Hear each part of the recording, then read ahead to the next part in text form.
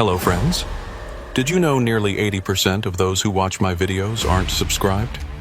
If you enjoy these stories, please hit that subscribe button and leave a like. It really helps. Thank you for being here. By the way, where are you watching from? Let me know in the comments. The snow came down in sheets across my windshield. Each flake caught in the headlight beams like a tiny meteor before disappearing into the black. I'd been driving Interstate 80 for 17 years, knew every truck stop and way station between Cheyenne and Omaha, but tonight the road felt different. Wrong somehow. The kind of wrong that settles in your gut and stays there, cold and heavy like a stone. My name is Cal Reddington, and I haul freight for a living.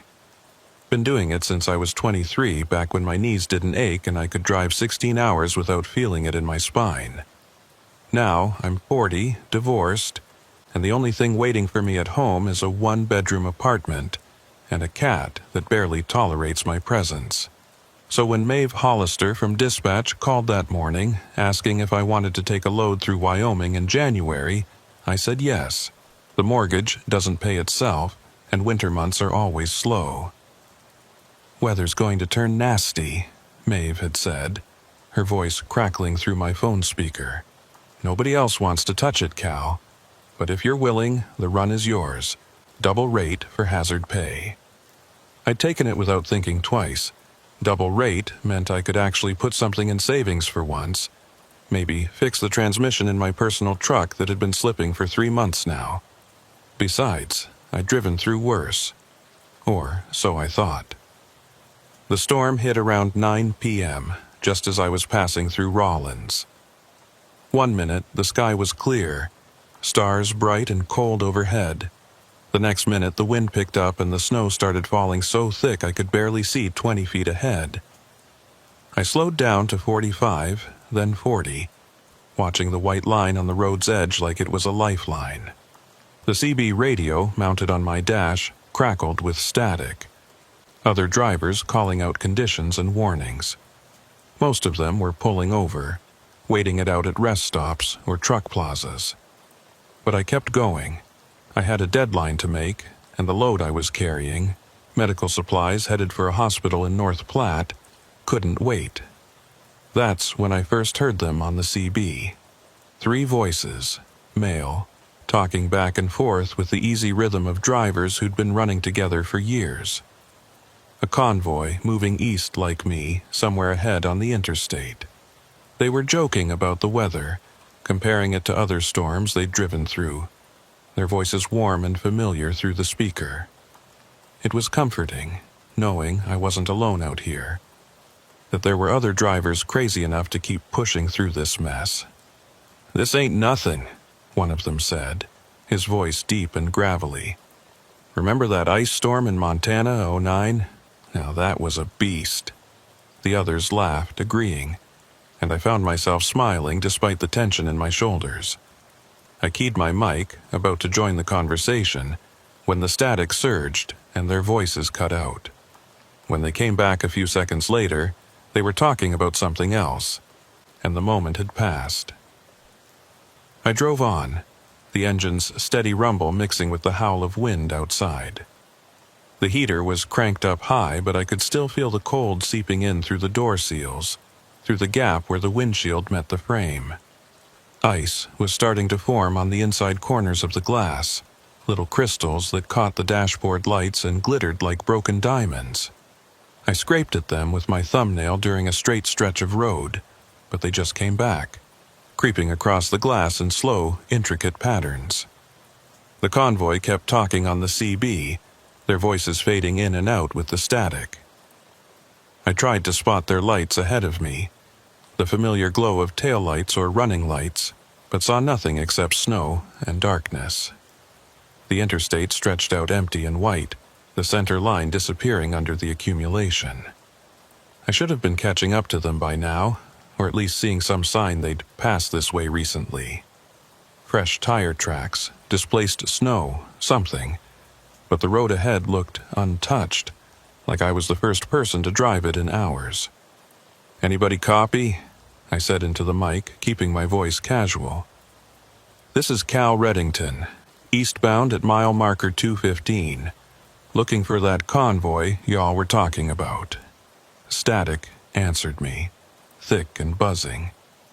Then one of the voices came through, choppy and distant. "Copy that. We're about 10 miles ahead. Weather's getting worse." More static, then silence. I tried again, but got nothing except the empty hiss of dead air.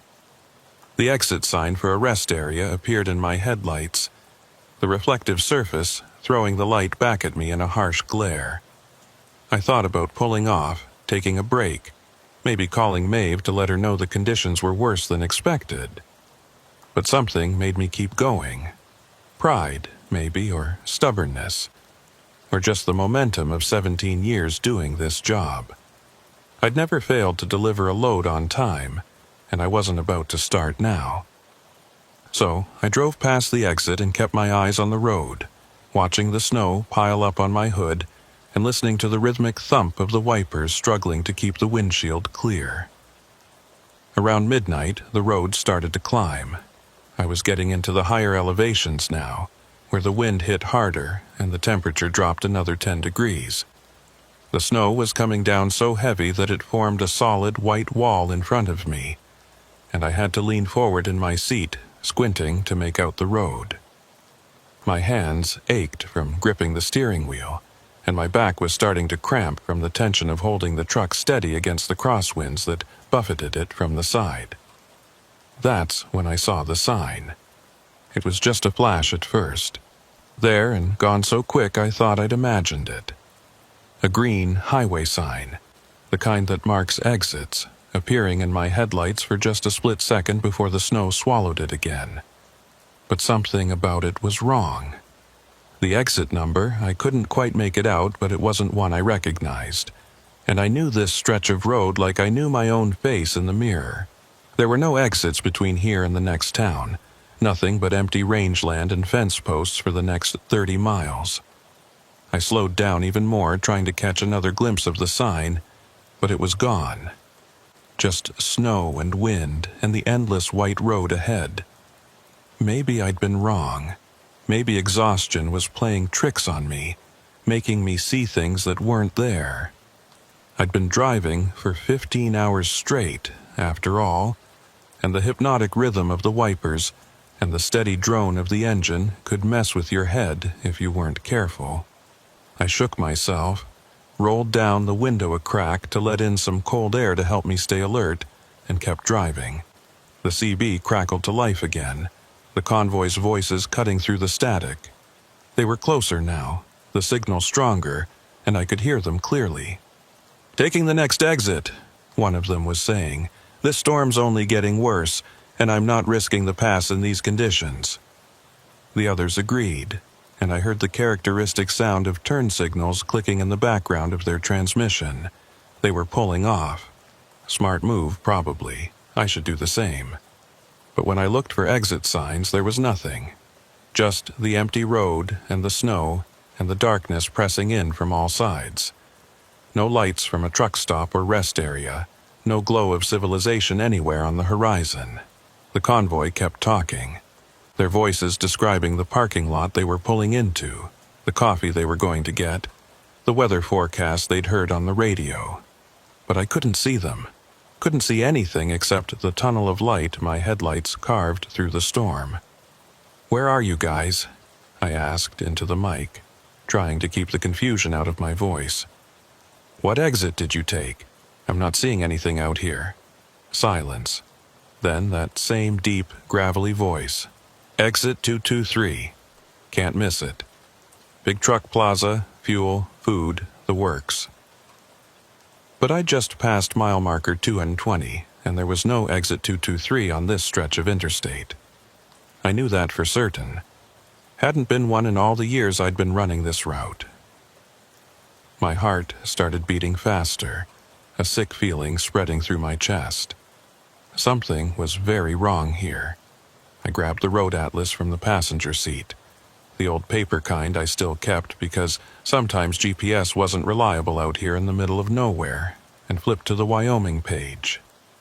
My finger traced Interstate 80, following it east from Rollins. Exit 219, exit 235, nothing in between except road.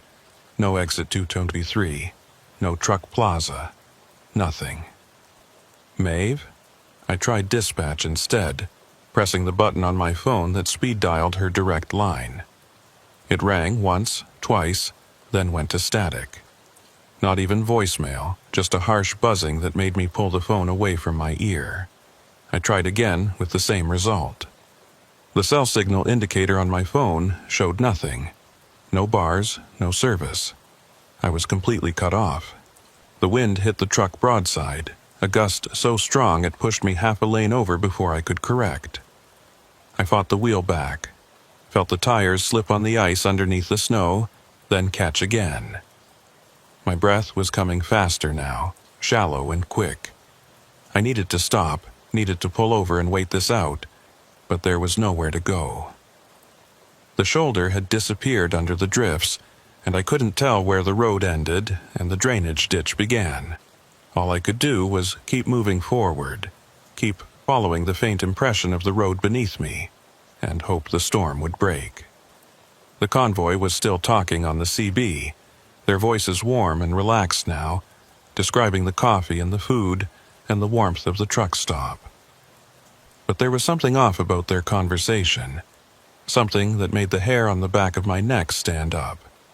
They were repeating themselves, the same jokes, the same stories about past storms, the same descriptions of the truck plaza, like a recording playing on a loop.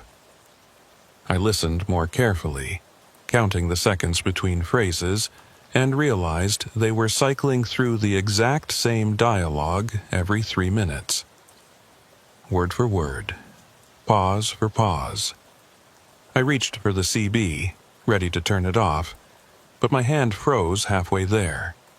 Because ahead of me, just at the edge of my headlight's reach, I saw something. A shape in the snow, dark and massive, moving along the road in the same direction I was going. A truck. It had to be a truck. The back end of a trailer, maybe, or a sleeper cab. But there were no lights on it. No tail lights, no running lights, no reflective tape or markers. Just a dark, rectangular shape that seemed to absorb the light rather than reflect it. I accelerated slightly, trying to close the distance, trying to see it more clearly. But the faster I went, the further away it seemed to get. Always there, always just at the edge of visibility, but never any closer. I flashed my high beams, hoping to illuminate it better, and for just a second I saw it clearly. A trailer, dark blue or maybe black, with no writing on it. No company logo, no DOT numbers, nothing. And then it was gone, swallowed by the snow as if it had never been there at all. My hands were shaking now, a tremor that ran from my fingers up through my wrists and into my forearms. I eased off the gas, letting the truck slow down to 35, then 30. The smart thing to do would be to stop. Just stop right here in the road, put on my flashers, and wait for the storm to pass. But something deeper than logic kept me moving. Some instinct that said stopping would be worse, that whatever was out here in the storm with me, it was waiting for me to stop. The CB crackled again, but this time the voices were different, distorted. The same words, but stretched out, lowered in pitch, like a recording played at half speed, and 10 miles ahead, weather's getting worse. The deep voice that had been warm and friendly now sounded hollow, empty, like it was coming from somewhere very far away, or very deep. "Can't miss it," the voice said, each syllable drawn out and wrong. "The works." I reached for the CB and switched it off. The sudden silence was almost worse than the voices had been. Now there was nothing but the wind and the engine and my own ragged breathing. I focused on the road, on keeping the truck between the lines I could barely see, on just making it through the next mile, and the next, until I could find somewhere safe to pull over. That's when I saw the sign again. The same green highway sign, appearing in my headlights exactly like before. But this time, I was ready for it, and I read it in the brief moment before it vanished. Exit 223, Truck Plaza, 1 mile. The same exit the convoy had mentioned, the exit that didn't exist. I kept driving, my eyes fixed on the spot where the sign had appeared, trying to make sense of what I'd seen. Road signs didn't just vanish. They were solid metal and reflective paint, anchored in concrete, lit up by headlights whether you wanted them to be or not. But this one had been there, and then it wasn't, and I couldn't shake the feeling that I'd just witnessed something impossible. The truck's thermometer showed -8 degrees outside, but I was sweating. I could feel it beating on my forehead, running down my spine under my thermal shirt and heavy jacket.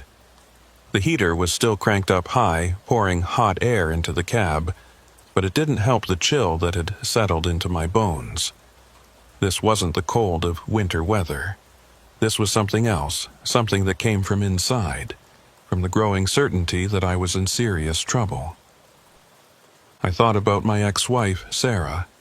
Not the woman I'd divorced 3 years ago, bitter and tired of being alone while I spent weeks on the road, but the girl I'd married at 25, the one who used to stay up late when I called from truck stops, who'd laugh at my stories about weird customers and strange cargo and the 100 little adventures that came with this job.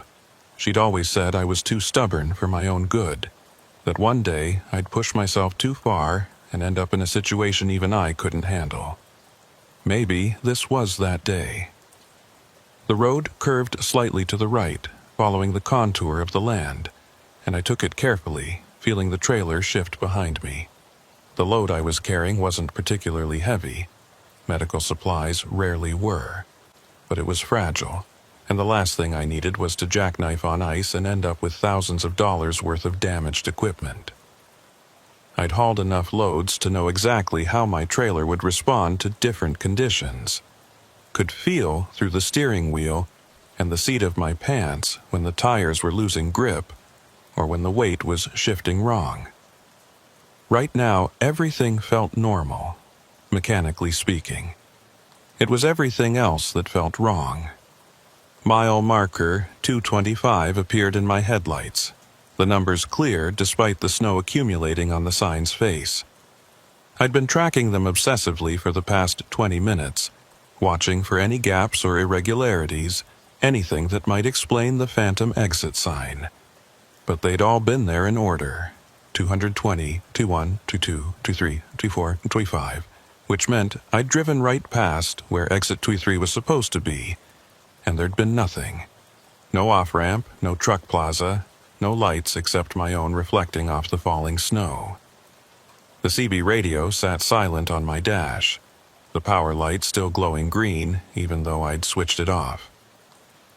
I stared at it, waiting for it to crackle back to life with those distorted voices, but it stayed quiet. Maybe I'd imagined the whole thing. Maybe the stress and the storm and the long hours had combined to create some kind of auditory hallucination. That made more sense than the alternative. That I'd been listening to something that wasn't quite real. Voices from somewhere that didn't exist on any map. Movement in my side mirror caught my attention. I glanced at it, expecting to see nothing but snow and darkness, but there was something there. Lights. Not headlights coming up behind me, but something else. Red and white, flashing in a pattern that seemed almost random. They were distant, maybe half a mile back, barely visible through the storm. But they were there, and they were following the same road I was on. Relief flooded through me, warm and sudden. Another driver, someone else who'd been crazy enough or desperate enough to keep going through this mess. I wasn't alone out here after all. I watched the lights in the mirror, waiting for them to get closer, but they maintained their distance. Half a mile back, no closer, no further away, just keeping pace with me as I drove through the storm. I tried the CB radio again, switching it back on despite my earlier unease. Static greeted me, thick and buzzing. "This is Cal Reddington, eastbound on I-80 at mile marker 225, I said into the mic. "I've got visual on a vehicle behind me. If that's you, come back." The static continued, unchanging. I tried again, adjusting the squelch, flipping through channels. Nothing. Just that same empty hiss.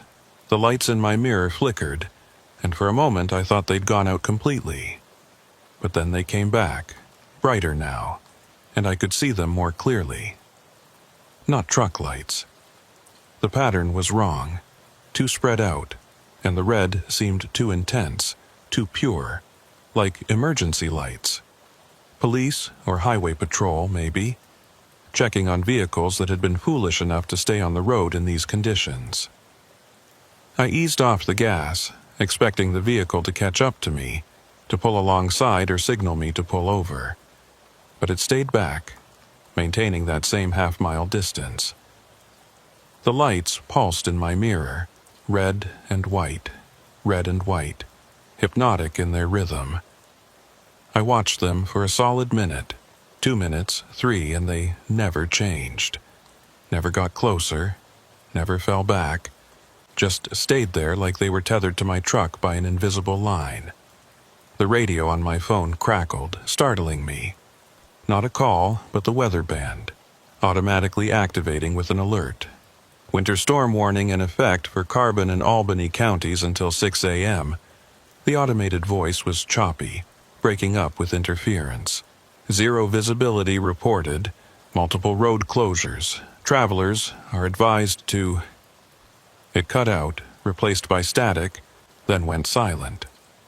My phone screen showed no signal again. The weather app frozen on data from 3 hours ago. Ahead of me, something changed. The quality of the darkness shifted, became deeper somehow, more complete. And then I realized what it was. My headlights weren't reaching as far anymore. The beams that should have extended 100 yards or more were being absorbed after maybe 30 feet, swallowed by the storm or the night or something I didn't want to think about. I could see the snow falling in the immediate cone of light.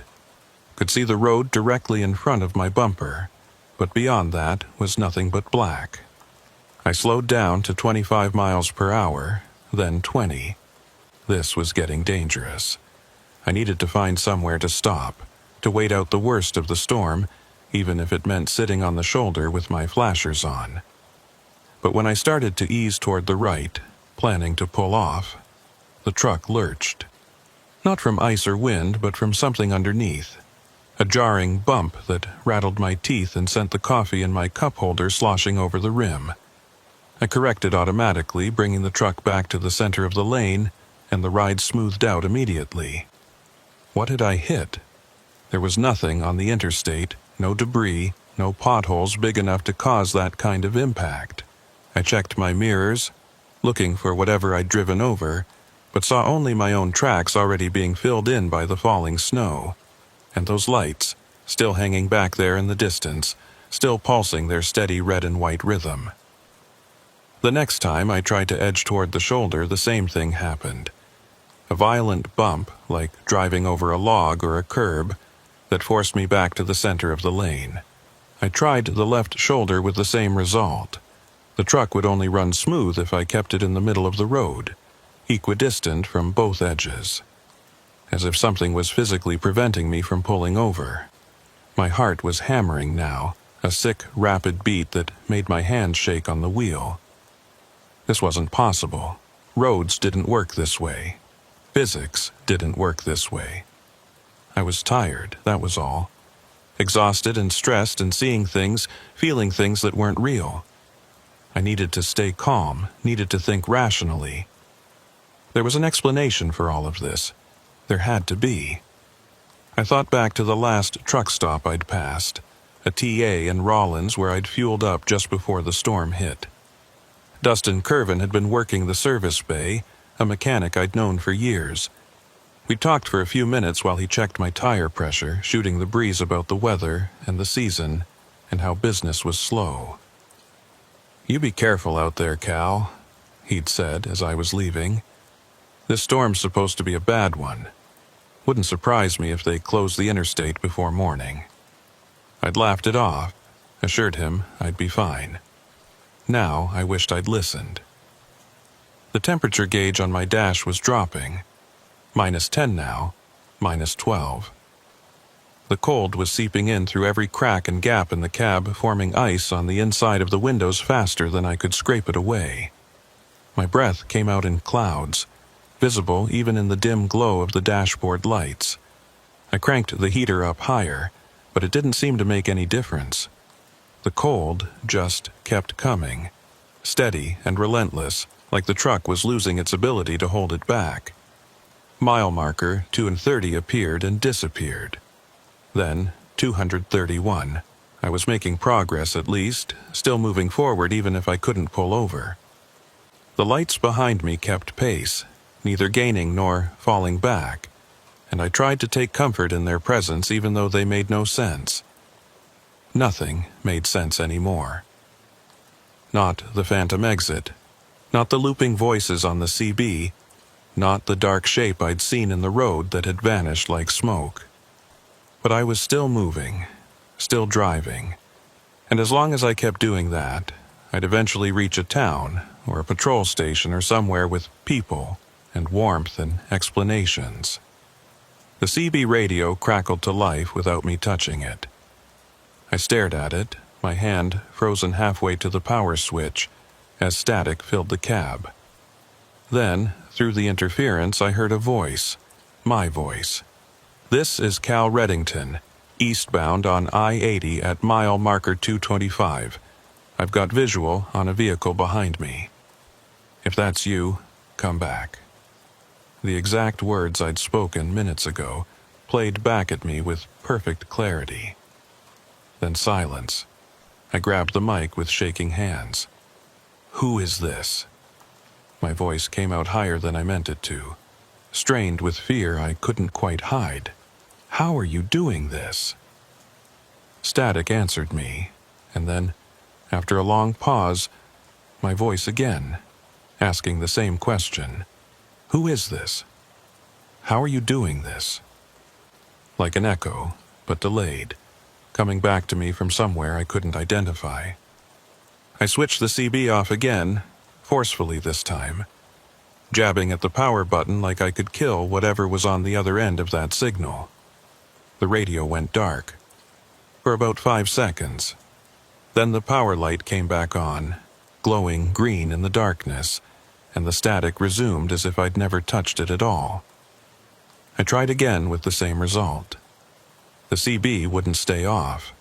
It kept coming back, kept filling the cab with that empty hiss that sounded like nothing and everything at once. "Maeve," I said out loud, talking to myself now, my voice shaking. "I need to get hold of Maeve." I grabbed my phone, tried her number again, but got the same static I'd heard before. Tried 911 and got nothing, not even a ring. The phone was useless out here, wherever here was. Because I was starting to think I wasn't on Interstate 80 anymore, not really. I'd driven off the map somehow, onto some version of the road that existed just slightly to the left of reality, where exit signs appeared and vanished, and voices on the radio echoed back at you from the void. The wind died. Just like that, between 1 second and the next, it went from howling to silent. The snow kept falling, thick and heavy, but without the wind it fell straight down, almost peaceful in the way it accumulated on my hood and windshield. The sudden quiet was unnerving.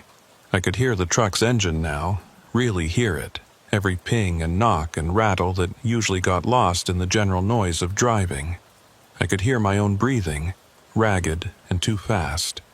I could hear the scrape of the wipers across the glass, the soft tick of ice melting on the heater vents.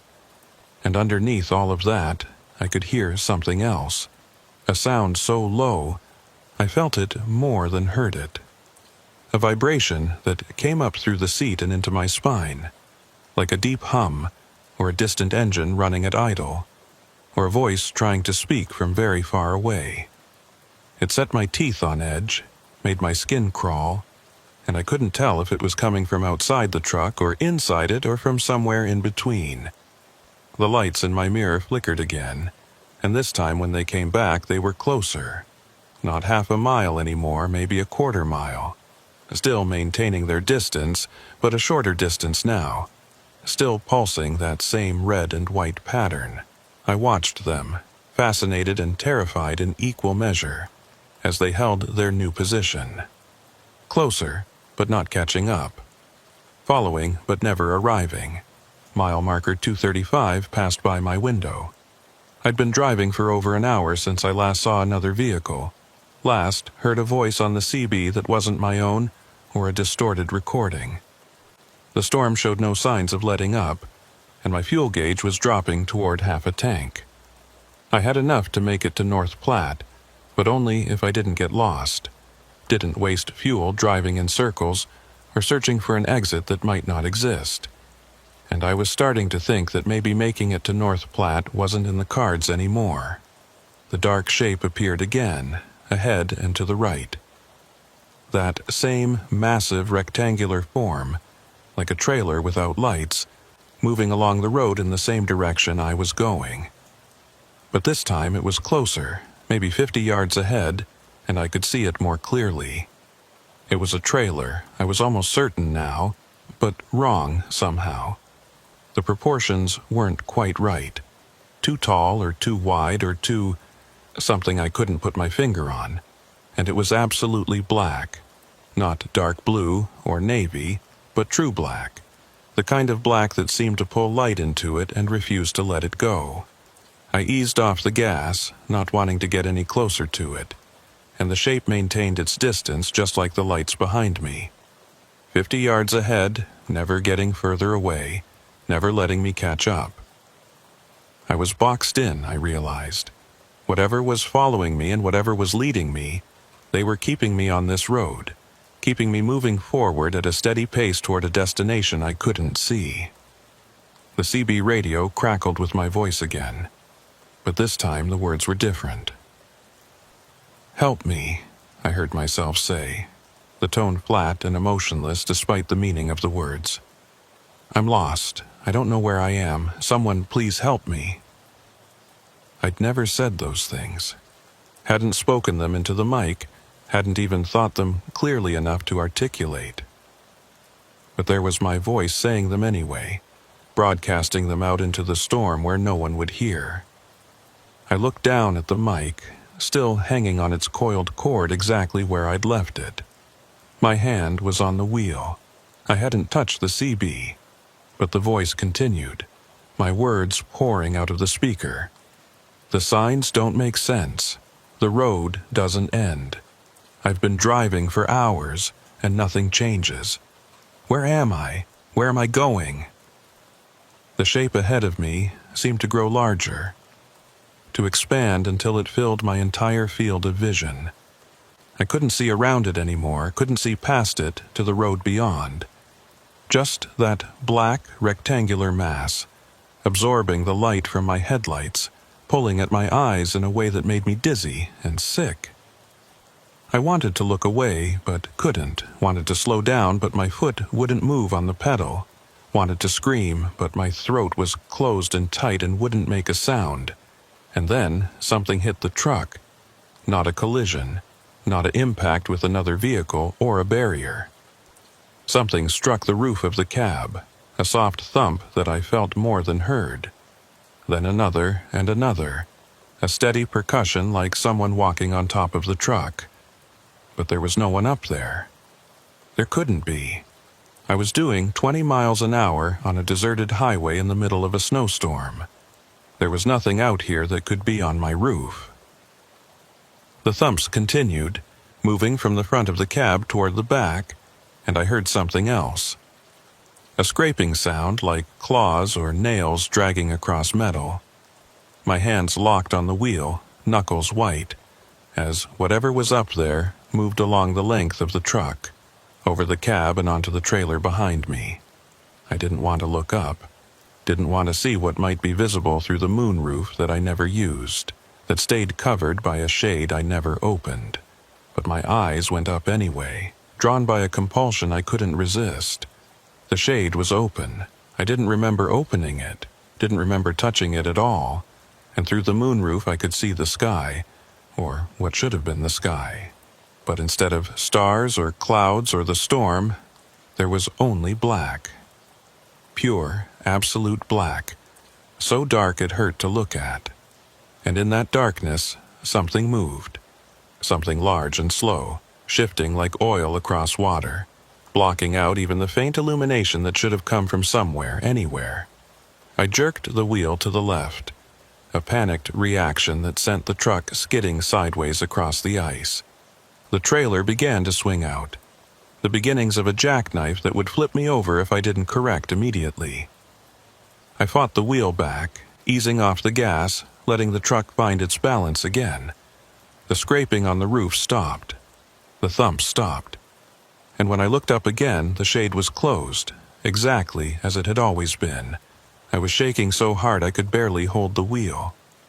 My breath came in short gasps that fogged the air in front of my face, freezing into tiny crystals that drifted down onto my lap. I needed to stop, needed to get out of the truck, needed to run, needed to do anything except keep driving toward whatever was waiting for me at the end of this road. But I couldn't stop. Every time I tried to pull over, something prevented it. I was trapped in motion, a prisoner in my own truck, following a route that had no ending. The lights behind me were closer now. Close enough that I could almost make out the vehicle they were attached to, almost see what had been following me for the past hour. But every time I focused on them in the mirror, they blurred and shifted, refusing to resolve into anything coherent. Red and white, pulsing, getting closer inch by inch, and I knew that if they ever caught up to me, if they ever pulled alongside or past me, something very bad would happen. The dark shape ahead disappeared, swallowed by the snow or fading back into whatever dimension it had come from. For a moment I was driving into empty space, nothing ahead except the storm and the road and the endless white.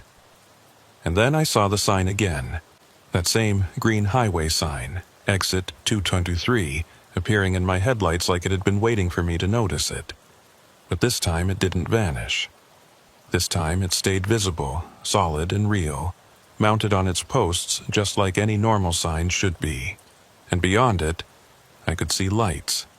Not the red and white of the vehicle behind me, but the warm yellow glow of sodium lamps, the bright white of fluorescent tubes, the multicolored shimmer of neon signs, a truck plaza, just like the voices on the CB had described, just like I'd been told. Exit 223, exactly where it wasn't supposed to be.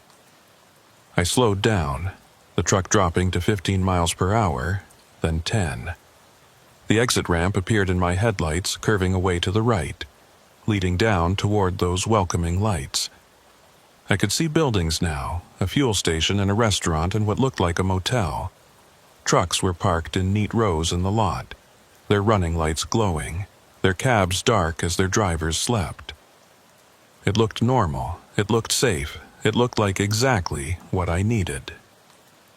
My turn signal clicked in the silence, marking time with the truck's heartbeat. All I had to do was turn the wheel, follow the ramp down to the plaza, and this nightmare would be over. I'd be around people again, around light and warmth and sanity.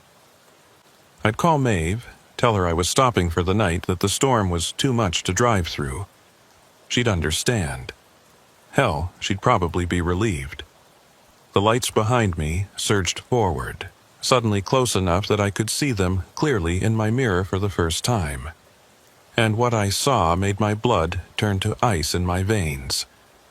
They weren't truck lights or police lights or anything that belonged to a vehicle at all. They were windows, glowing from within with red and white light that pulsed like a heartbeat. Windows in something massive and dark that filled the road behind me, something that wasn't a truck or a car or anything I could name. I jerked the wheel to the right, taking the exit, and the truck's tires bit into the fresh snow on the ramp. Behind me, the lights, the windows, the thing, followed. turning onto the exit ramp with a grace and silence that nothing that size should have possessed.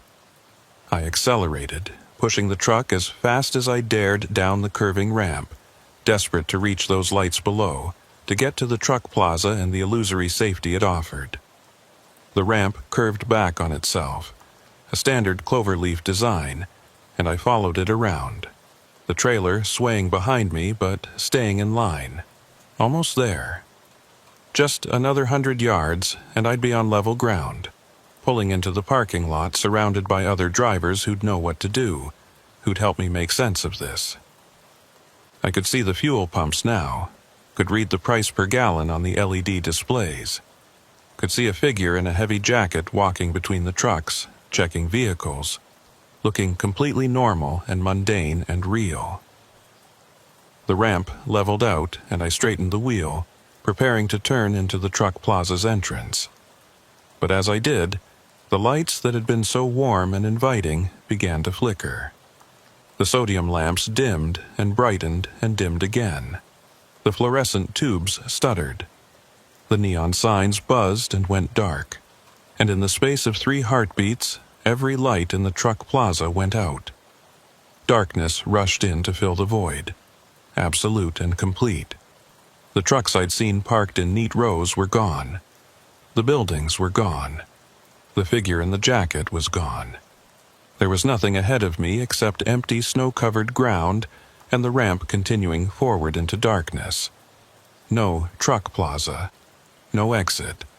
Just the ramp leading nowhere, ending at a field of white that stretched out in all directions.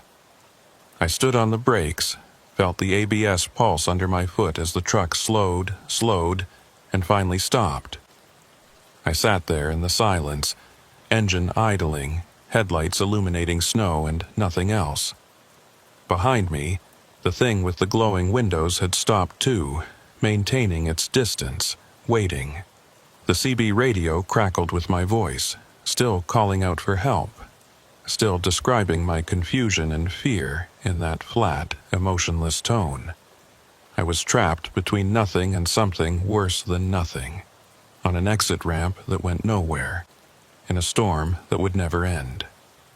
And I realized, with a clarity that cut through all my fear and confusion, that I'd made a terrible mistake. I should never have left the interstate, should never have listened to the voices on the CB or looked for the truck plaza that didn't exist. Because now I was off the road, off the map, and I had no idea how to get back. I sat there for what felt like hours, though my watch said only 5 minutes had passed. The engine idled with a steady rhythm, burning fuel, the gauge creeping lower with each passing moment. I had maybe 300 miles of range left, enough to get back to the interstate and continue east if I could figure out how to reverse up the exit ramp without jackknifing. But the thought of going back out there, onto that endless dark road with whatever was following me, made my stomach turn over. The headlights showed nothing but snow and an empty field where the truck plaza should have been. I tried to make sense of it, tried to find some rational explanation for what I'd just witnessed. A power outage, maybe. A trick of the storm that had made me misjudge the distance. But I knew those were lies. Desperate attempts by my mind to explain something that had no explanation. The truck plaza had vanished because it had never been real in the first place. It had been bait, a lure to get me off the interstate, and I'd taken it. Behind me, the thing with the glowing windows remained motionless, a dark mass at the top of the exit ramp. I couldn't see it clearly in my mirrors, couldn't make out any detail beyond the general impression of size and wrongness, but I could feel it there, could sense its presence like a weight pressing down on the back of my neck. It was waiting for me to move, to make a decision, to do something other than sit here in neutral burning diesel. I reached for my phone again, knowing it was useless but needing to try anyway. Still no signal. The screen showed my last known location as Rollins, over 100 miles back, the GPS arrow spinning slowly in place like it was trying to figure out where I'd gone. The battery was at 30%, dropping faster than it should. I turned the screen off to conserve power, though I wasn't sure why it mattered. If I was going to die out here in the snow, whether my phone had battery or not seemed like a minor concern. The CB radio continued its intermittent broadcasts, my voice cutting through the static to describe situations I hadn't experienced yet. "The engine's dying," I heard myself say. "I can't keep it running. It's getting so cold." I looked at the temperature gauge. The truck was running fine, the engine temperature right where it should be. But I shivered anyway, because I knew that voice was right. Eventually, the fuel would run out, and then the engine would stop, and then the heater would fail, and I'd be alone in the cab with nothing but the cold and the dark and whatever was out there waiting. I put the truck in reverse, deciding I had to at least try to get back to the interstate. The transmission clunked as I eased off the clutch, and the truck started rolling backward, up the slight incline of the exit ramp. I watched my mirrors carefully, trying to stay centered on the ramp, trying to avoid the shoulders that might drop off into ditches, or barriers, or nothing at all. The thing with the windows didn't move, just sat there at the top of the ramp, watching me approach. 20 yards separated us now, then 15, then 10. I could see it more clearly, could make out what looked like a massive rectangular structure, taller than a semi-trailer, with those glowing windows arranged in 2 rows along its side. But the proportions were all wrong. The angles too sharp, or too soft, or too something my brain couldn't quite process. It hurt to look at directly, made my eyes water and my head ache. So I relied on my mirrors, keeping it in my peripheral vision while I focused on the ramp. 5 yards. 3. And then I was level with it, the truck's trailer passing within arm's reach of whatever it was. I didn't look directly at it, kept my eyes forward, but I could see it there in my side mirror, could see those windows pulsing with their red and white light, could see something moving behind the windows, shadows that shifted and flowed like they were underwater or caught in a heat haze. I pressed the gas harder, feeling the engine strain as I backed up the incline. The thing didn't move, didn't react to my presence at all. And then I was past it, back at the top of the ramp, and I could see the interstate ahead. The road was still there, still running east-west through the darkness, still covered in snow. Relief flooded through me so intensely it made me dizzy. I'd found my way back. I could get back on the road and keep driving, and maybe, this nightmare would end. I shifted into first gear and pulled forward, guiding the truck back onto the interstate. The tires gripped, the trailer followed, and just like that, I was back in the eastbound lane, headlights pointed toward Nebraska and the promise of morning. Behind me, the exit ramp receded into the darkness, and the thing with the windows didn't follow. It stayed there at the entrance to nowhere, watching me go, and I felt its attention like a physical touch between my shoulder blades. The convoy voices started up again on the CB, back to their original loop, describing the truck plaza and the coffee and how they were going to wait out the storm. But they sounded faint now, distant, like they were broadcasting from very far away. I listened to them cycle through their conversation twice more, then switched the radio off. This time it stayed off, the power light going dark and remaining dark. Whatever had been playing games with me seemed to have lost interest. Mile marker 236 appeared in my headlights. Then, 237, I was making progress, putting distance between myself and the phantom exit, and that had to mean something. Had to mean I was getting back to normal reality, to the regular road that existed on maps and GPS systems. My hands had stopped shaking, and my breathing had slowed to something approaching normal. I was going to make it.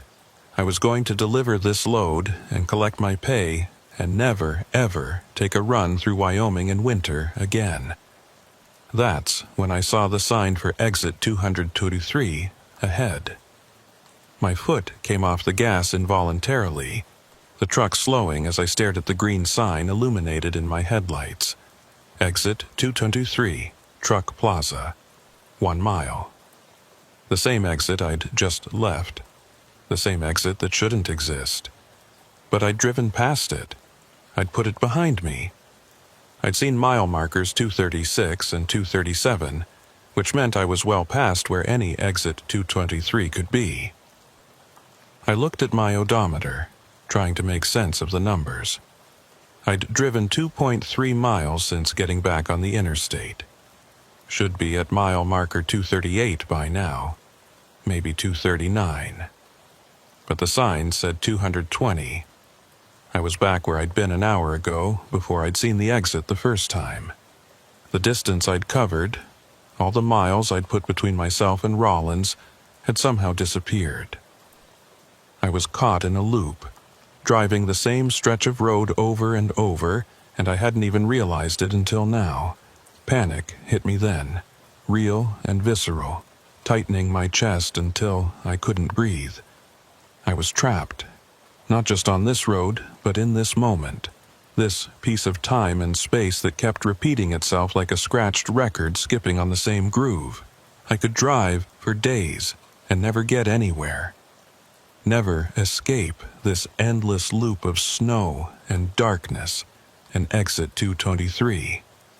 I grabbed the phone, stabbed at Maeve's number with shaking fingers. The call connected this time, the ringing clear and normal in my ear. Hope surged through me. She answered on the third ring. "Cal?" Her voice was fuzzy with sleep. "What time is it? Are you okay?" "Maeve, I need help." The words tumbled out too fast. "I'm stuck in some kind of loop on I-80. The same exit keeps appearing, the same mile markers, I can't get past it. There's something following me, something wrong with the road. I don't know what to do." Silence on the other end. Then, "Cal, you're not making sense. Where are you exactly?" "I don't know. That's what I'm trying to tell you. The GPS says Rollins, but I've been driving for hours. Mile marker 220, 225, back to 220 again. It's not possible, but it's happening." More silence. When Maeve spoke again, her voice was gentle, the tone you'd use with someone who was having a breakdown. "Cal, have you been drinking or taking any medication? You sound really stressed." "I'm not drunk. I'm not crazy. There's something wrong with this road, Maeve. I've seen things, impossible things, and I can't get away from them. Okay, listen to me carefully. I need you to pull over somewhere safe and rest. You've been driving too long, you're exhausted, and the storm is probably worse than you realized. Find a truck stop, get some sleep, and we'll figure this out in the morning." There are no truck stops. That's what I'm telling you. The one I tried to stop at disappeared. It vanished right in front of me. "Cal, please, Maeve, please believe me. Something is very wrong out here." The line crackled, static creeping into the connection. Maeve's voice came through in pieces. "Can't hear you, breaking up. Call back when..."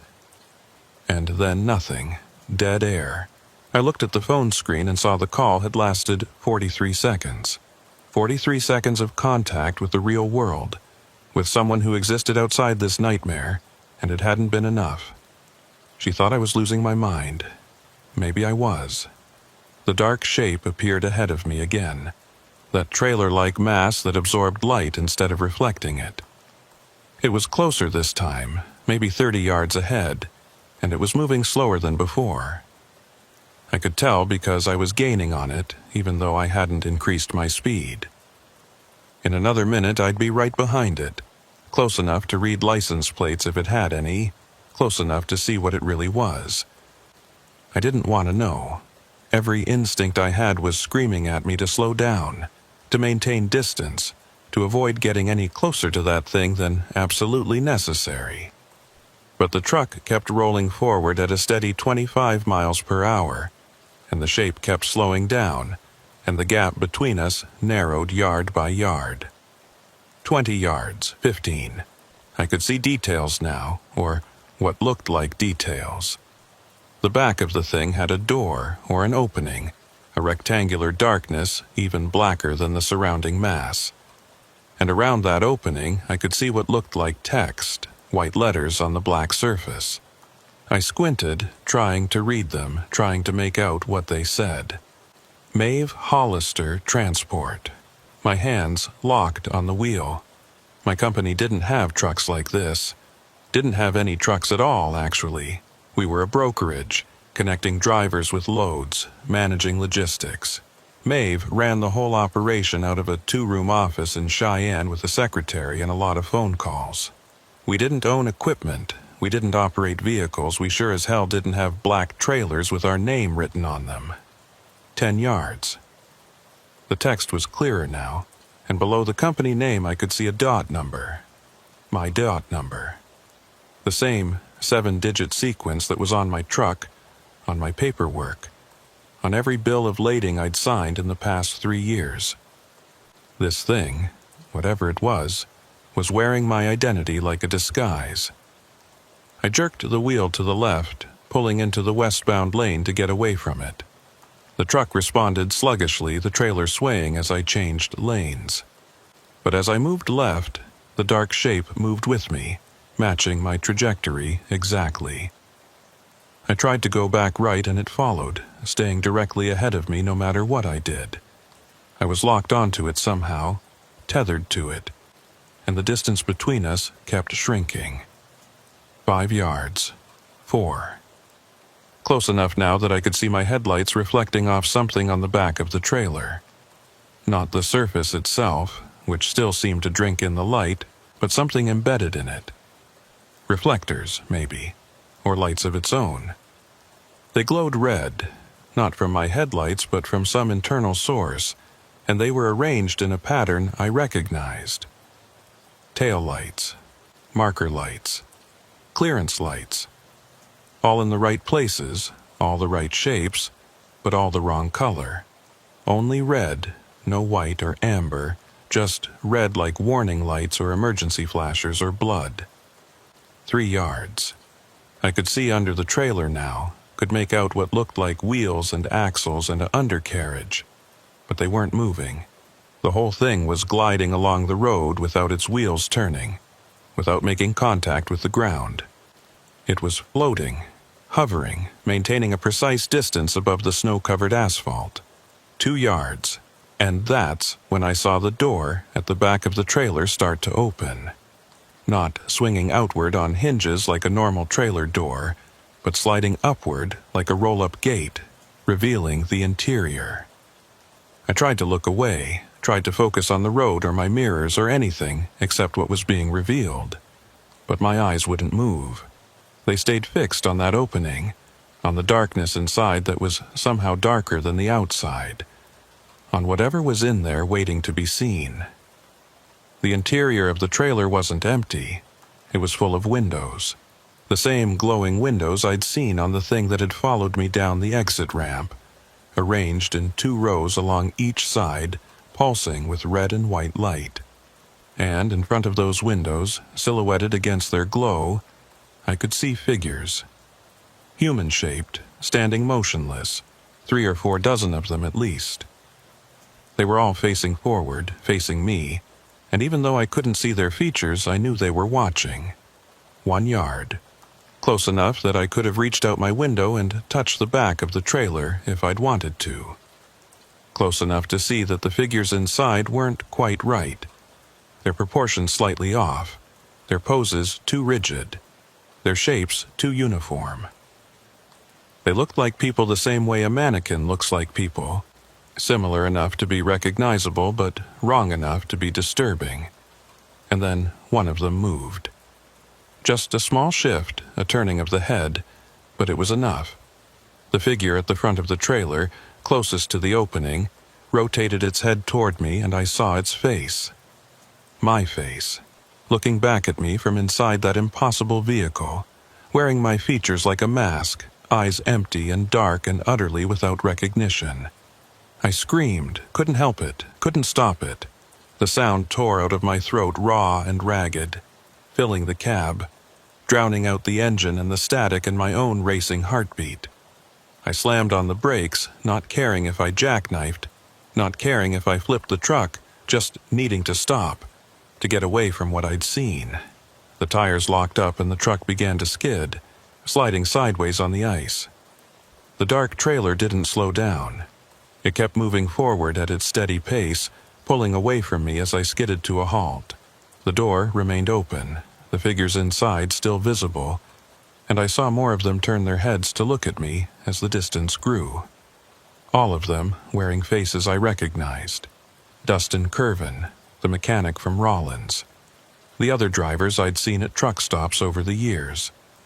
And in the back row, barely visible in the dim light, I saw Maeve, or something wearing her face, standing among the others, watching me with those same empty eyes.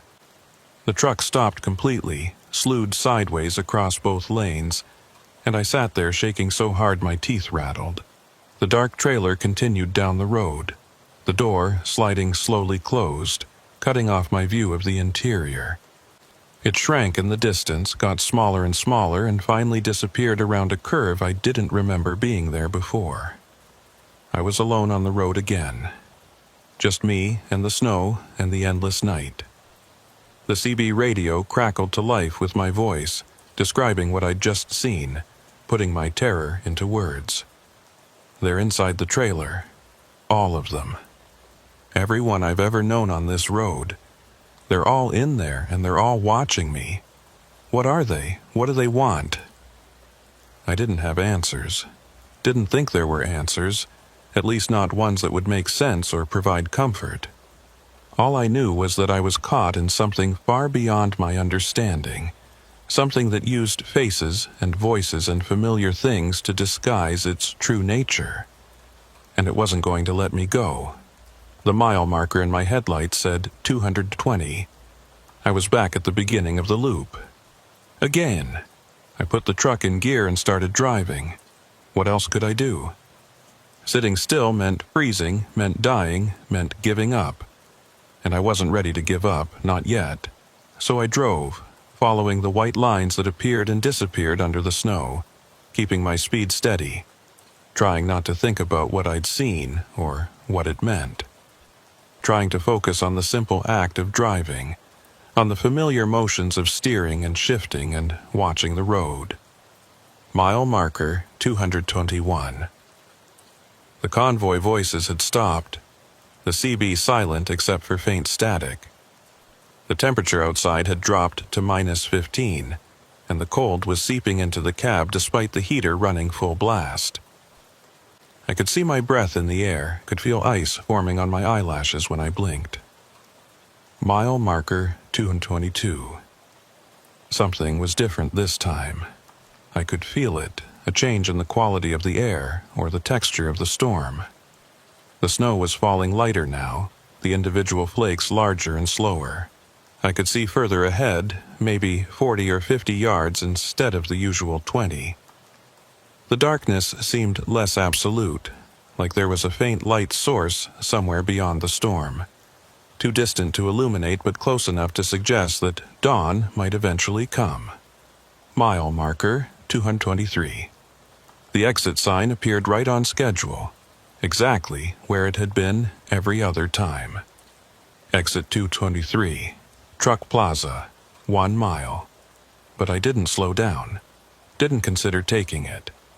I'd learned that lesson already. The exit led nowhere, offered nothing except a different flavor of trap. I kept driving, kept my eyes forward, and watched the sign recede in my mirror. And that's when I heard the voice on the CB. Not my voice this time, not the convoy's looping dialogue. A new voice crackling through the static, faint but clear enough to make out. Truck on I-80 eastbound. This is Nebraska State Patrol. Come back. I grabbed the mic so fast I nearly dropped it. This is Cal Reddington. I copy. I copy. My voice was hoarse from screaming, from fear, from hours of breathing cold, dry air. I need help. I'm trapped in some kind of loop. I can't get off this road. There's something following me. Static, then Copy that. Severe weather. Road closed at mile marker 245. Need to turn around. I can't turn around. Every time I try to go back, I end up in the same place. Mile marker 220. Over and over. How do I get out of this? Say again. You're breaking up. Location. Mile marker 223. I'm at 223 heading east, and I've been driving in circles for hours. Please, you have to help me. The static changed, became thicker, more oppressive. And through it, I heard something that made my blood run cold. The state patrol voice was still talking, but it was being overtaken by another voice, my voice, speaking the same words I'd just said, but with that flat, emotionless tone that meant it wasn't really me. Mile marker 223. I'm at 223, heading east, and I've been driving in circles for hours. Please, you have to help me. No, I whispered. No, that was real. That was a real person. They were trying to help. But the voice on the CB kept going, kept repeating my words with exact precision, and I knew the truth. There was no state patrol. There was no help coming. There was only this road and this storm and whatever intelligence was out here playing with me like a cat with a mouse. I dropped the mic, and it swung on its cord, bouncing against my leg. Mile marker 224. Then 225. The landmarks kept passing. The numbers kept climbing, and for a brief moment I let myself hope that maybe I'd broken free. Maybe I was finally making progress. But when marker 230 appeared, I knew what was coming next. I'd been here before, done this before, was caught in a cycle I couldn't escape. Mile marker 220, I was back at the start. The third time, or maybe the fourth, I'd lost count. How long had I been driving? My watch said 2 a.m., but I'd left Rollins at 8 p.m., which meant I'd been on the road for 6 hours. But it felt longer than that. Felt like days or weeks, like time itself was broken out here in the storm. The dark trailer appeared ahead of me again, the same as before, but also different. This time, it wasn't moving. It was parked on the shoulder, door closed, no lights showing. Just a dark shape barely visible against the snow, and I would have driven past it without noticing, except something made me slow down. Some morbid curiosity or desperate need for answers that overrode my fear. I pulled up alongside it, keeping my truck in the lane, and looked out my side window. The trailer was exactly what I'd thought. A standard semi-trailer, dark-colored, with text on the side that I couldn't quite read in the poor light. I grabbed my flashlight from the door pocket and shined it across the gap. Reddington Freight. My name. My DOT number. My old company logo, the one I'd stopped using 3 years ago when I went independent and started working exclusively for Maeve's brokerage. This trailer belonged to a version of me that didn't exist anymore. To a business I'd shut down when my marriage fell apart and I couldn't afford to keep running my own authority. I kept the flashlight beam moving, scanning the length of the trailer. It looked real, solid, covered in road grime and snow like any normal truck. The wheels were touching the ground, the suspension compressed under a loaded weight. I could see the glad hands hanging from the airlines, the electrical cable coiled on its hook, all the normal details that made up a trailer's rear end. And then the back door started to open. I didn't wait to see what was inside. I hit the gas, and the truck lurched forward, tires spinning for a moment before catching. I watched my side mirror as the trailer receded behind me, watched that door roll up slowly and deliberately, revealing the darkness within. But this time I didn't see windows or figures or anything except pure, black emptiness. A void that seemed to pull at my eyes even from a distance. Mile marker 221. I was moving again, driving again, caught in the loop again. My fuel gauge read a quarter tank now. I'd burned through 3/4 of my fuel going nowhere, driving in circles, and soon I'd run out completely. And then what? Sit here and freeze while that thing with my name on it sat outside my window waiting? The CB crackled. Maeve's voice came through, clear and normal and wrong. "Cal, where are you? You should have checked in 2 hours ago. I'm getting worried." I stared at the radio, knowing this wasn't real, knowing it was the same trick that had been played on me over and over. But hearing her voice, hearing that note of concern, it broke something inside me. I grabbed the mic. "Maeve, if you can really hear me, if this is really you, I need you to know something. I'm not going to make this delivery. I'm stuck out here, and I don't think I'm getting out. Tell my ex-wife." I stopped. What could I tell her? That I was sorry? That I wished I'd been a better husband? That I loved her even though we'd signed papers and moved on and rebuilt our lives apart? None of it mattered now. "Tell her I was thinking about her at the end," I said finally. "Tell her the good times, the early years before it all went bad. Tell her those were real and I never forgot them." Silence from the CB.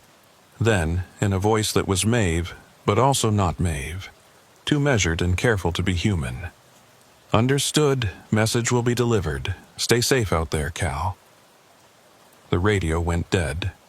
I let the mic drop, felt tears freezing on my cheeks, and drove on into the loop that had become my entire world.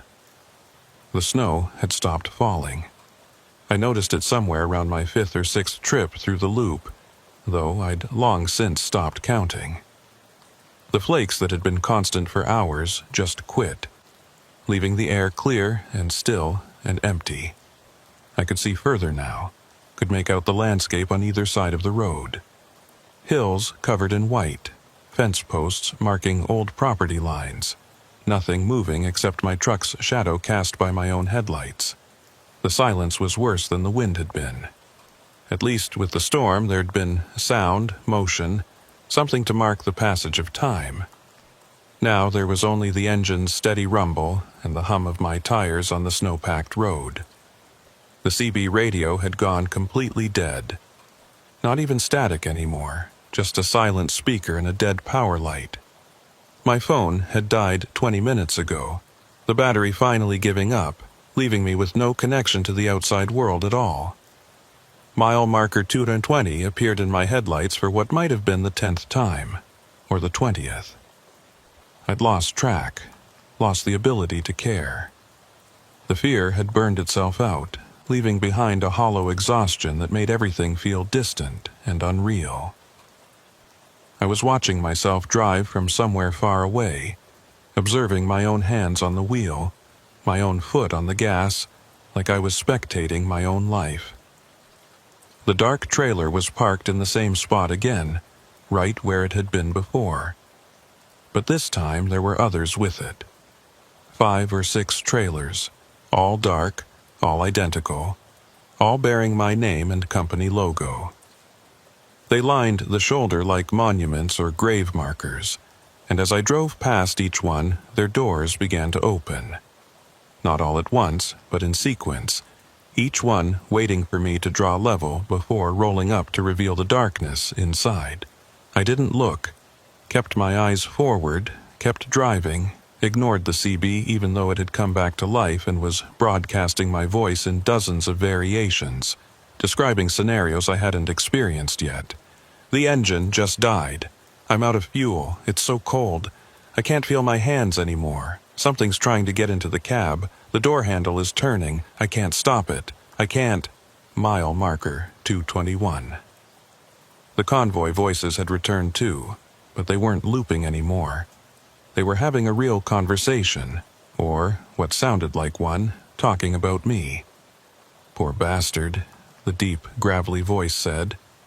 "How long's he been out here now?" "Hard to say," another voice answered. "Time's funny on this stretch. Could be hours, could be days. Think he'll figure it out? Eventually. They all do. Or they don't, and they just keep driving until they run out of gas. Either way, the road gets what it wants." I grabbed the mic, needing to confront them. needing answers even if they wouldn't make sense. What does that mean? What does the road want? Why is this happening to me? The voices stopped. Complete silence for maybe 5 seconds. Then the gravelly voice came back, but it was talking to the others, not to me. He can hear us now. That's new. Means he's close, almost there. Should we tell him? Why not? Won't change anything. I waited, hands trembling on the wheel, for whatever revelation they were going to offer. The answer to this nightmare, the explanation that would make it all make sense. But when the voice came through again, all it said was, "Check your mirror, Cal. Look at what's been following you this whole time." I didn't want to. Every instinct told me that looking would be a mistake, that some things were better left unseen. But I looked anyway, because what did I have to lose at this point? The mirrors showed the same thing they'd been showing for hours. The road behind me, the falling snow that had started up again, and in the distance, those pulsing red and white lights. Except they were closer now, much closer. Close enough that I could see the vehicle they were attached to, and it wasn't a vehicle at all. It was the thing I'd seen on the exit ramp, that massive structure with its rows of glowing windows, but it had changed, grown. The windows had multiplied, covering the entire surface. Hundreds of them now, maybe thousands, each one containing a figure. Each figure wearing a face I knew. I saw my ex-wife standing in one window, my mother in another. Maeve, Dustin. Every dispatcher I'd ever talked to, every dock worker who'd loaded my trailer, every other driver I'd shared a meal or a conversation with at a truck stop over the past 17 years. All of them arranged in neat rows, all watching me with those empty, recognitionless eyes. And at the very front, in the largest window, I saw myself. Not a reflection, not a copy, but me as I'd been 6 hours ago, pulling out of Rollins, young and confident and stupid enough to think I could outrun a storm. He was smiling, that version of me, and he was pointing forward, urging me on, telling me to keep driving. "What is this?" I asked the CB, my voice breaking. "What are you showing me?" "The road remembers everyone who's driven it," the gravelly voice said. "Every trip, every mile, every moment. You've been part of it for 17 years, Cal. You think all those hours you spent out here just disappeared? This is where they've been all along, waiting, accumulating, building up like interest in a bank account you forgot you had." Mile marker 222. The thing behind me was keeping pace now, matching my speed exactly, neither gaining nor falling back. I could feel its weight pressing down on the road, could feel the way it bent reality around it just by existing. And I understood, with a clarity that was almost painful, what was happening. I wasn't driving in a loop. I was driving in a spiral, circling down towards something, and with each rotation I was getting closer to the center, closer to where the road wanted me to be, closer to joining all those other faces in those windows, becoming another memory trapped in amber, preserved forever in this strange pocket of existence that sat just slightly to the left of the real world. "How do I get out?" I asked, though I already knew the answer. "You don't," the voice said, and it sounded almost sympathetic. "Nobody does. The road doesn't let go once it's got you. You're already part of it, Cal. Have been since the first time you drove this stretch. Every subsequent trip just reinforced the connection, made it stronger. Tonight, it finally got strong enough to pull you all the way in." Mile marker 223. The exit sign appeared, right on schedule, but this time I saw something else. A second sign behind it, smaller, half hidden by the snow. I slowed down to read it, and felt my heart sink as I made out the words Maeve Hollister, Memorial Rest Area, 1 mile. Memorial. That word hit me like a punch to the gut. I grabbed my dead phone, tried to turn it on through sheer force of will. It flickered to life for just a moment, long enough for me to see the date on the screen. February 15th, 2024. 2 years in the future from when I'd started this trip. 2 years I'd spent driving this same stretch of road, over and over, burning time the same way I'd burned fuel. The phone died again, but I didn't need it anymore. I understood now. Maeve was dead, had been dead, would be dead. The business was gone. My old life was gone. I was a ghost driving a ghost truck on a ghost road, and I'd been doing it for so long I'd forgotten what it was like to be real. When did I die? I asked the CB. No answer, just static, soft and patient, waiting for me to figure it out on my own. I drove on, watching the mile markers count up. 224, 225, 226. The thing behind me had pulled up alongside now, matching my speed exactly, and I could see into the windows clearly. All those faces watching me. And I realized they weren't empty or emotionless at all. They were sad, grieving, mourning for what they'd lost and where they'd ended up. I looked at the window closest to me and saw Dustin Curvin. He was moving now, no longer frozen, and he was mouthing words I couldn't hear. But I could read his lips well enough to make them out. "I'm sorry, Cal. I'm so sorry. I tried to warn you." "Warn me about what?" I said out loud, but I already knew. The last time I'd seen him, fueling up in Rollins, he'd told me to be careful. Had said the storm was bad, that they might close the interstate.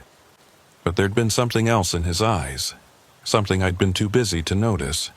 Fear. Recognition. The look of someone watching history repeat itself, knowing it was going to end badly and powerless to stop it. How many other drivers had he seen leave that truck stop and never come back? How many times had he fueled up a ghost truck, made small talk with a ghost driver, watched them pull out onto this cursed stretch of road? And now he was here too, trapped in his own window, paying for whatever sin or mistake had bound him to this place. Mile marker 230. The landscape was changing. The hills were flattening out, the fence posts disappearing, the snow giving way to bare asphalt. I was approaching the end of the loop, the point where it would curve back on itself and reset to mile marker 220.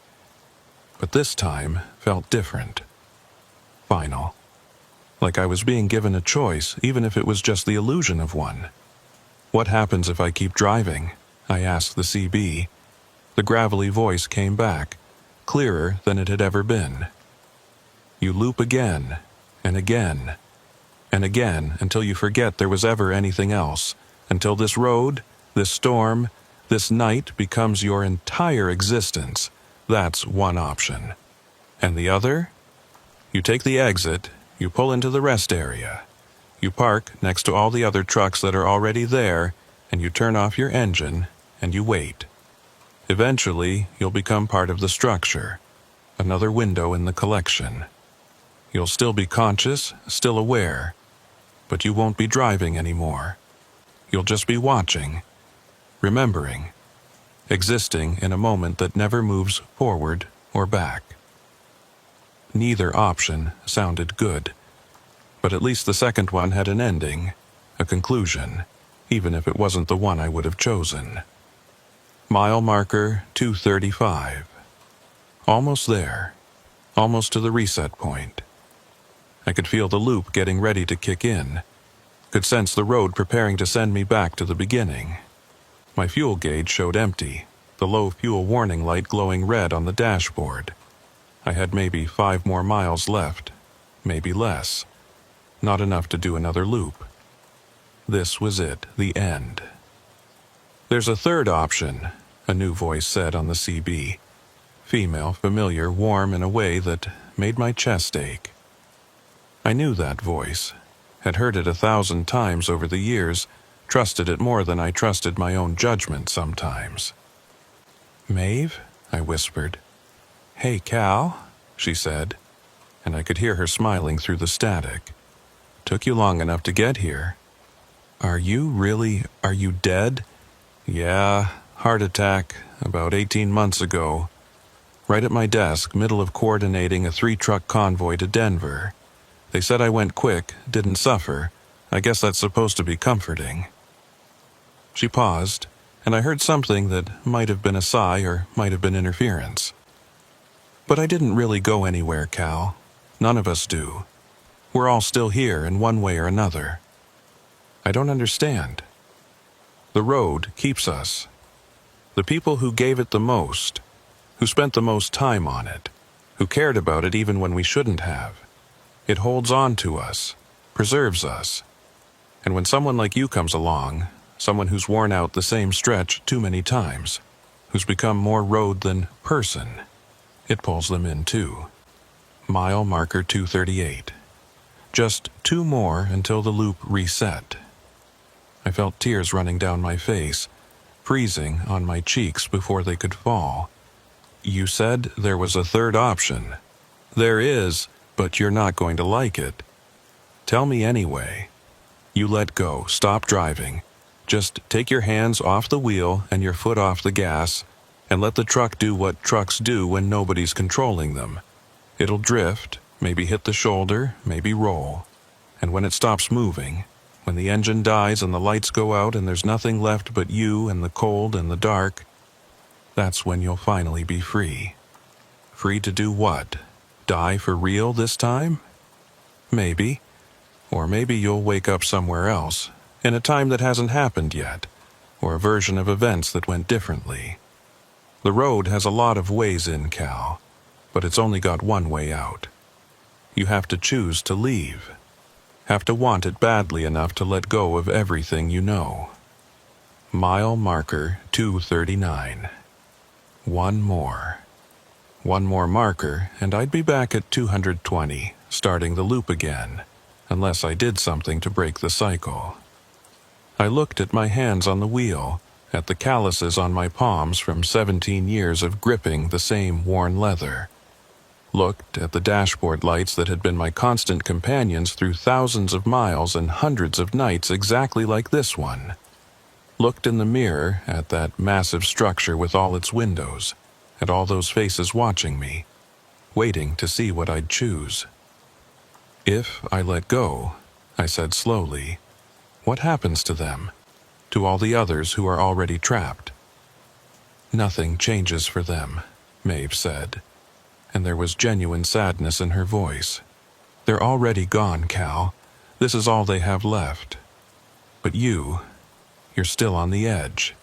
Still got one foot in the real world and one in here. You can still choose." Mile marker 240. The loop should have reset by now, should have sent me back to 220, but the marker just kept climbing. 200. Show 142. I was past the boundary into territory I'd never reached before, and ahead of me I could see something glowing on the horizon. Not the false lights of the truck plaza, but something real.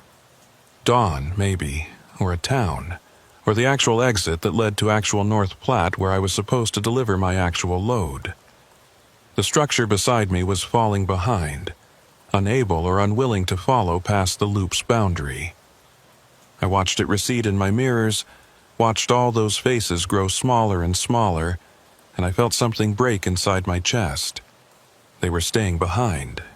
All of them. Maeve, Dustin, the convoy drivers, all the others who'd been pulled into this strange pocket of existence. They were trapped here while I drove on toward whatever came next. "Goodbye, Cal," Maeve said, her voice fading with distance. "Drive safe, watch the weather. Call when you get a chance." "I will," I said, though I knew she couldn't hear me anymore. "I promise." Mile marker 245. According to the voice I'd heard earlier, the one claiming to be Nebraska State Patrol, this was where the road closed, where they'd set up barricades to keep drivers from going further into the storm. But there was nothing here. Just empty road and the approaching dawn, and my truck still rolling forward on momentum and the last fumes of diesel. The engine coughed, sputtered. The fuel warning light was flashing now, urgent and insistent, telling me what I already knew. I was out of fuel, out of time, out of road. In another minute or two, the truck would roll to a stop and I'd be stranded here, wherever here was. Dead or alive, real or ghost, trapped or free. I had no idea which. I could take my hands off the wheel right now. Could let go like Maeve had suggested. Could choose to leave. Could find out what was on the other side of this nightmare. Or I could ride it out, coast as far as the momentum would take me, see if the dawn ahead was real or just another trick of the road. The engine died. The dashboard lights flickered and went out. The heater stopped blowing. In the sudden silence, I could hear my own heartbeat, fast and erratic, and I realized I was holding my breath. The truck was still moving, but barely, rolling forward at maybe 10 miles an hour on flat ground with no power to maintain it. 5 miles an hour. 3. The shoulder was coming up on my right. A place to pull over, to stop, to rest. I could guide the truck there, use the last of its momentum to get off the road, to park safely. Or I could let it drift, let physics and chance decide where I ended up. My hands loosened on the wheel, just slightly, just enough that the truck began to pull to the right on its own, following the crown of the road, heading towards the shoulder. I felt the tires leave the pavement, felt the subtle change in resistance as they hit the snow, felt the truck begin to slow down even faster. 1 mile an hour, half a mile an hour. Almost stopped. The first light of dawn was painting the eastern sky in shades of pink and gold, and in that light I could see the real world coming back into focus. Real snow, real hills, real fence posts, and ahead, maybe a quarter mile up the road, I could see lights. Red and blue, flashing in the early morning gloom. Real police lights, real patrol cars. Real people who existed in real time and could help me understand what had just happened. The truck stopped. The engine was dead. The cab was silent. And I was stranded on the shoulder of Interstate 80 in Wyoming at dawn after the longest night of my life. But I was here. I was real. And when I opened the door and climbed down from the cab, when my feet hit the ground and I felt the cold bite of winter air on my face, I knew with absolute certainty that I'd made it out. A figure was walking toward me from the patrol cars, a state trooper in a heavy jacket, flashlight in hand. He raised it as he approached, checking me out, making sure I was okay. "You all right, sir?" he called out. "We've had this stretch closed for 6 hours. How'd you even get past the barricades?" "I don't know," I said, and it was the truth. "I've been driving all night. I got turned around in the storm, lost track of where I was." He looked at my truck, at the empty fuel gauge visible through the windshield, at the frost covering every surface. "You're lucky you didn't freeze out here. Come on, let's get you into the patrol car where it's warm. We'll figure out how to get you towed and refueled." I followed him, glancing back at my truck one last time. It looked normal, just a regular semi sitting on the shoulder, no different from thousands of others. But in the side mirror, just for a second, I thought I saw something. A reflection of lights that weren't there. Windows glowing red and white in the pre-dawn darkness. And then it was gone, and there was just my truck and the road, and the morning coming on like a promise that maybe I'd actually get to keep. I climbed into the warm patrol car and listened to the trooper call for a tow truck on his radio, and I tried to believe that this was real, that I'd really escaped, that I wasn't still driving that loop somewhere in the dark, fooling myself into thinking I'd found a way out. But when the tow truck arrived an hour later, and when they refueled my truck and I started the engine and it turned over perfectly on the first try, and when I pulled back onto the interstate and continued east toward North Platte, I knew the truth. I was out, I was free, and I would never, ever forget what I'd left behind.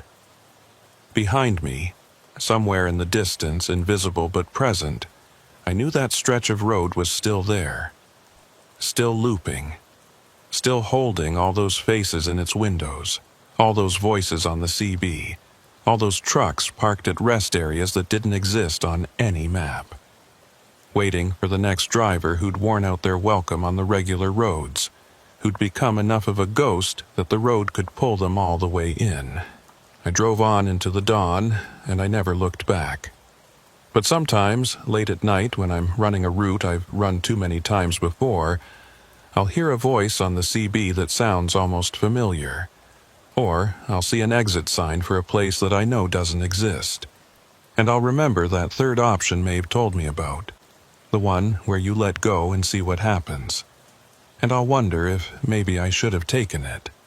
If maybe I'm still there, still driving that loop, still convinced I escaped, when really I'm just dreaming of freedom, while the road holds me tight and whispers that everything's going to be okay, that morning is coming, that I'm almost home. But I never let myself think about it for too long, because if I did, I might realize the truth, and I don't think I could handle that.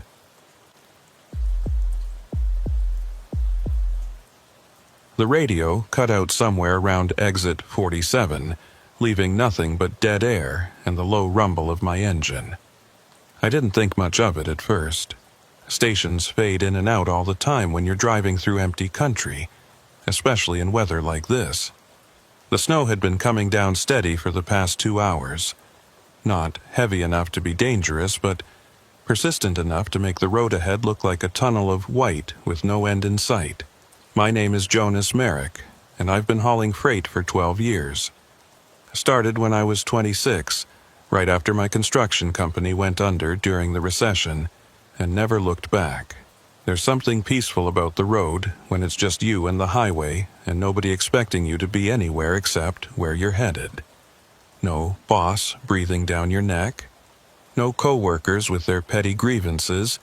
Just the simple clarity of point A to point B and getting paid for the miles in between. Tonight, I was running a load of industrial equipment from Bismarck down to Denver, farm machinery parts that some distributor needed before the spring planting season. The weight was good, right around 42,000 pounds, and the route was straightforward. Take Highway 85 south through Wyoming, pick up Interstate 25 at Cheyenne, and straight shot into Colorado. Easy money, or it should have been if the weather had cooperated. The first sign that something was off came around 9 p.m. when I saw the orange construction signs. Road closed ahead. Detour 2 miles. I frowned at that, checking the GPS on my phone. There hadn't been any construction warnings when I'd plotted the route that morning, and the highway looked fine. Fresh asphalt, clear lane markings, nothing that suggested recent work. But the signs were official-looking, the right shade of orange, the right reflective coating. So I slowed down and started watching for the detour route. The detour signs led me off Highway 85 onto what looked like a county road, 2 lanes running parallel to the main highway but separated by maybe half a mile of empty grassland. The road was in decent shape despite the snow, and I could see my route on the GPS showing I'd rejoin the highway in about 15 miles. Not ideal, but not terrible either. I'd lost maybe 20 minutes and I was still on schedule to make Denver by morning. That's when the radio stations started cutting out one by one. First the country station out of Gillette, then the news station, then the classic rock channel I'd been using to stay awake. I flipped through the dial, searching for anything, but every frequency just gave me static or silence. Even the CB radio was dead quiet, which was unusual. There's always someone talking on the CB, even in the middle of nowhere. Truckers getting lonely, dispatchers checking in, someone warning about speed traps or weather conditions. But tonight there was nothing. The snow picked up as I drove, the flakes getting larger and falling faster. My wipers struggled to keep the windshield clear, leaving smears of melted snow that refroze into patches of ice at the edges. I cranked the defroster higher and leaned forward in my seat, trying to see the road better. The county road had no streetlights, and my headlights only penetrated maybe 30 yards before the snow swallowed everything. It was like driving through a cloud, disorienting and claustrophobic in a way that made my chest feel tight. I'd been on the detour for about 20 minutes when I saw the lights ahead. A soft glow filtering through the storm, steady and warm. The unmistakable look of a gas station or truck stop. Relief washed over me. I could stop, use the bathroom, grab some coffee, maybe ask whoever was working about the road conditions and when the detour would end. The GPS showed nothing at this location, no businesses or towns marked on the map, but that wasn't unusual out here. Plenty of small, family-run stations that never bothered getting listed on mapping services. The station emerged from the snow like something out of another time. A single island with 2 pumps under a rusted metal canopy, a small building with the yellow light spilling from its windows, and a hand-painted sign that read Calder's Gas and Repair in faded letters. There were no other vehicles in the lot, no signs of recent activity in the snow, but the lights were on, and I could see movement inside the building. Someone was working the overnight shift. I pulled in slowly, my tires crunching over the accumulated snow, and parked near the pumps. The building looked old, maybe from the 70s or 80s based on the architecture, but well maintained. The paint was faded, but not peeling. The windows were clean, the door looked solid.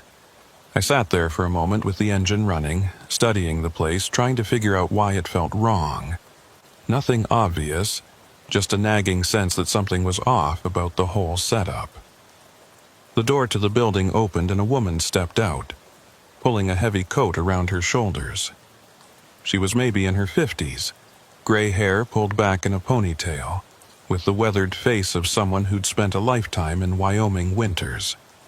She waved at me, a simple gesture of acknowledgement, then headed back inside without waiting for a response. I took that as an invitation. I climbed down from the cab, immediately feeling the bite of the cold.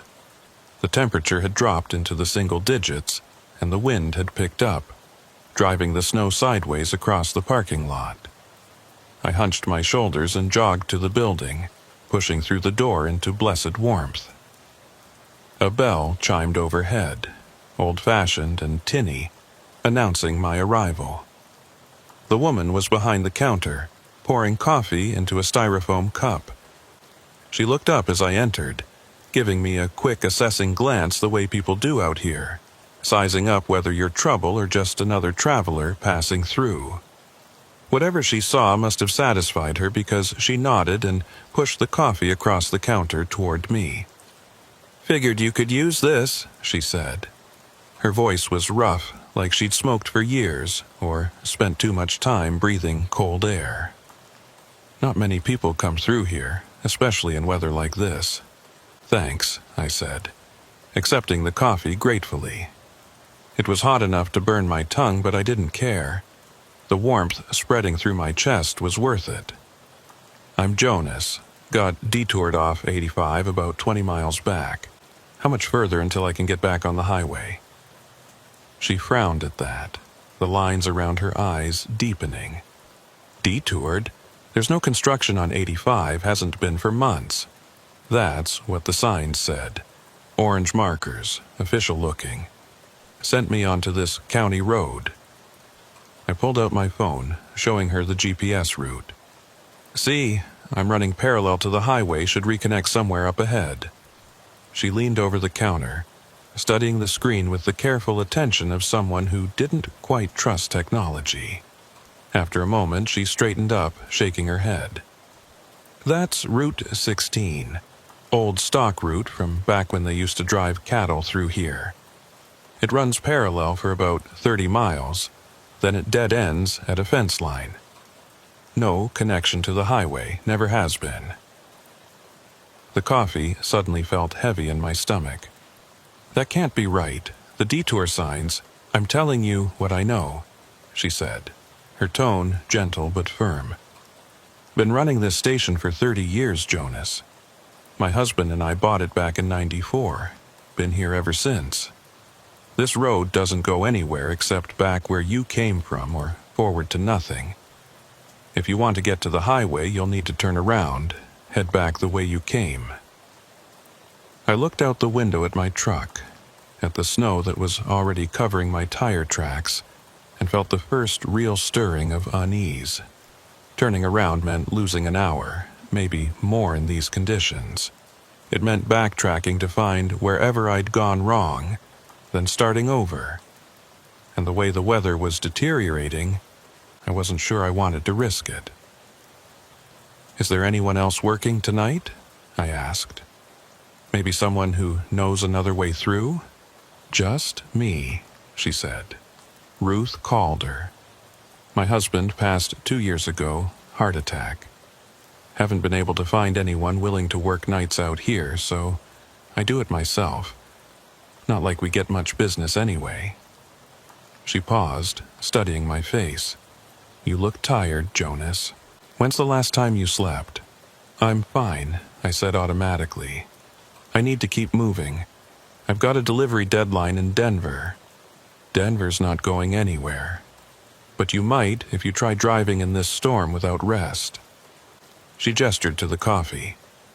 Why don't you finish that, use the bathroom if you need to, and then we can figure out your best option.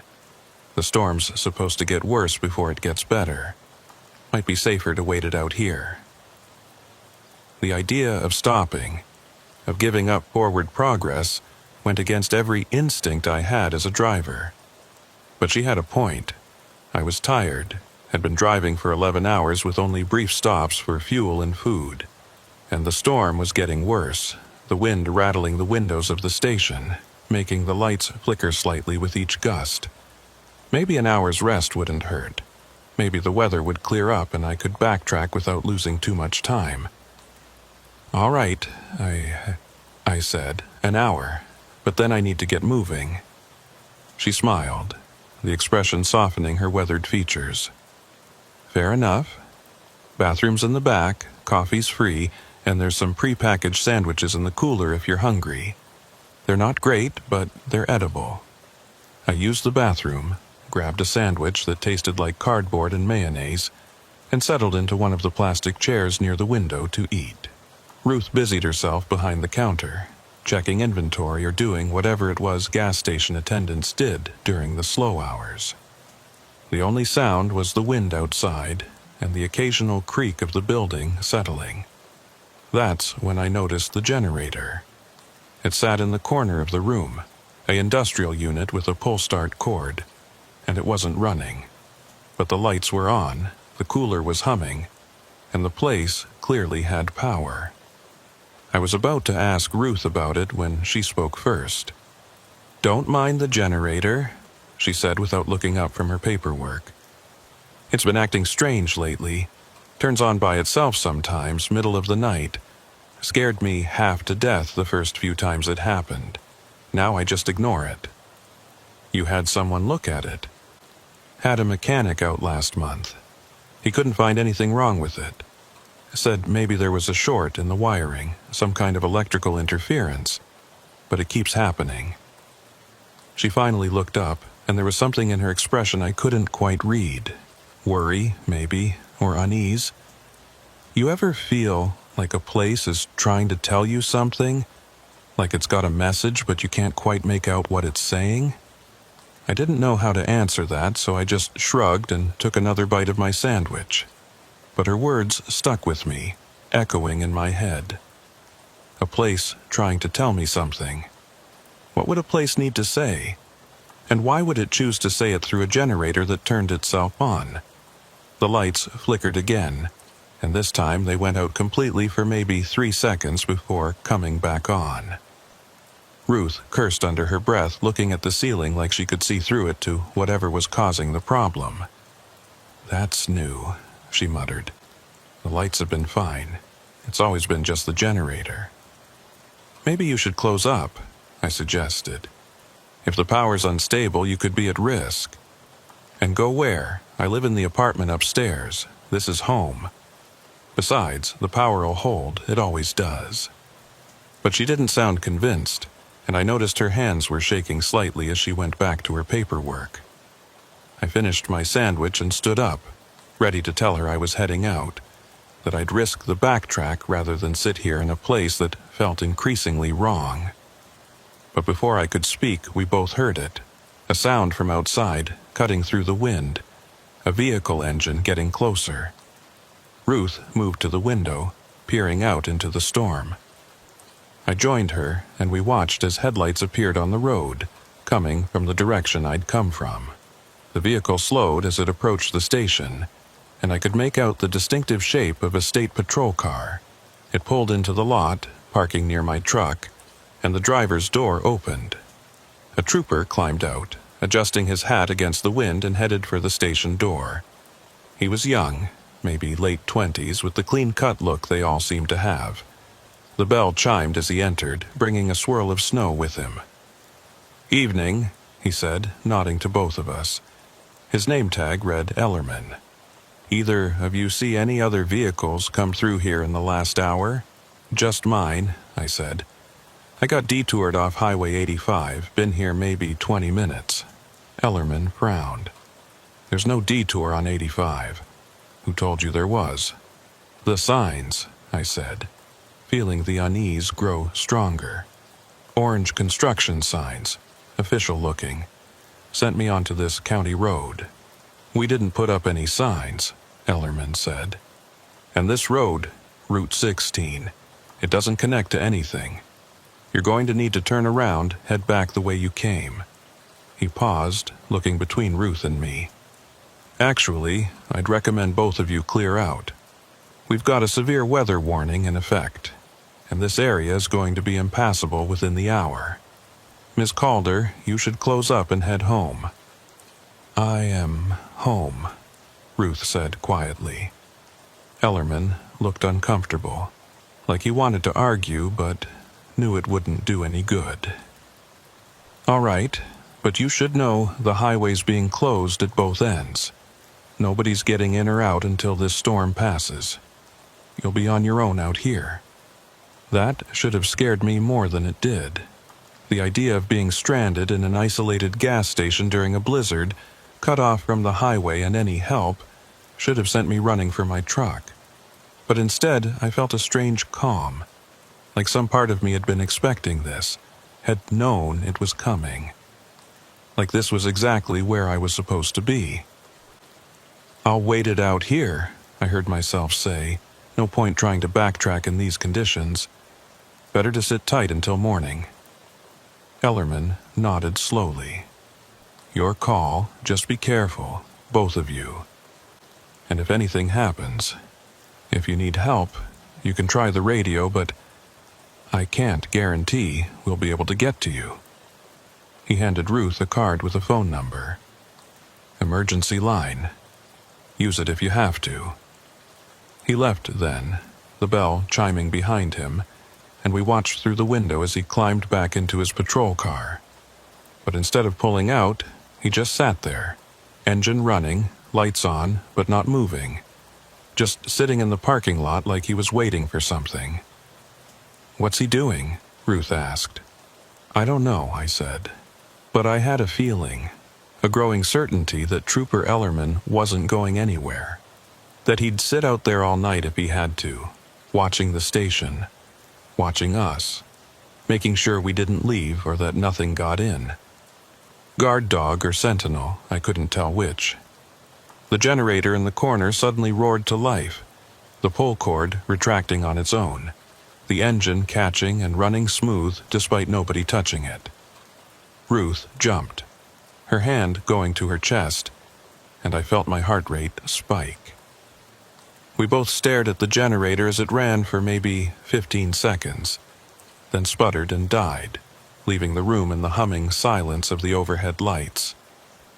"It's trying to tell us something," Ruth whispered, and this time I couldn't disagree.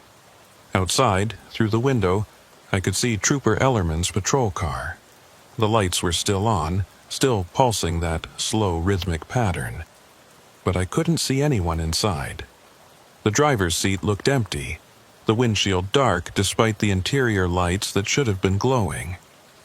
And even though I knew he'd just gotten in the car 2 minutes ago, even though I'd watched him climb inside and close the door, I couldn't shake the feeling that the patrol car had been empty for much longer than that. The wind died suddenly, and in the silence that followed I heard something else.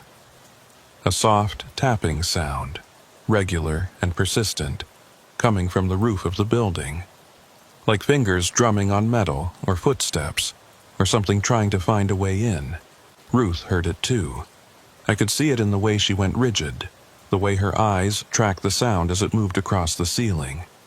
"What is that?" she asked, her voice barely above a whisper. "I don't know," I said, but I was starting to have ideas and none of them were good. The tapping stopped.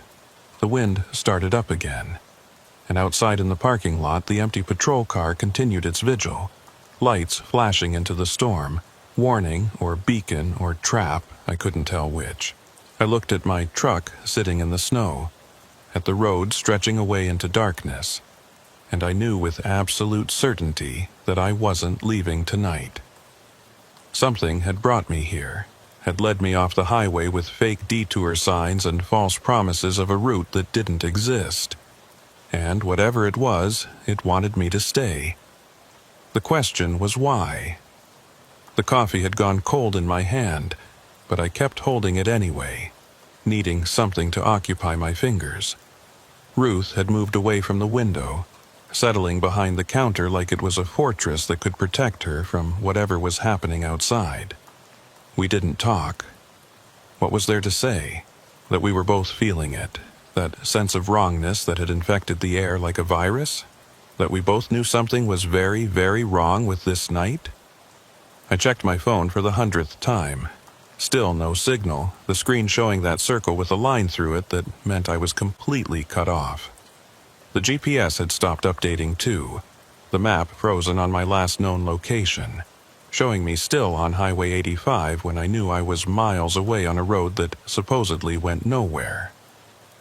I tried calling dispatch anyway, knowing it wouldn't work but needing to try. The phone didn't even attempt to connect, just gave me an error message and suggested I try again later. Later. Like there was going to be a later that was different from now.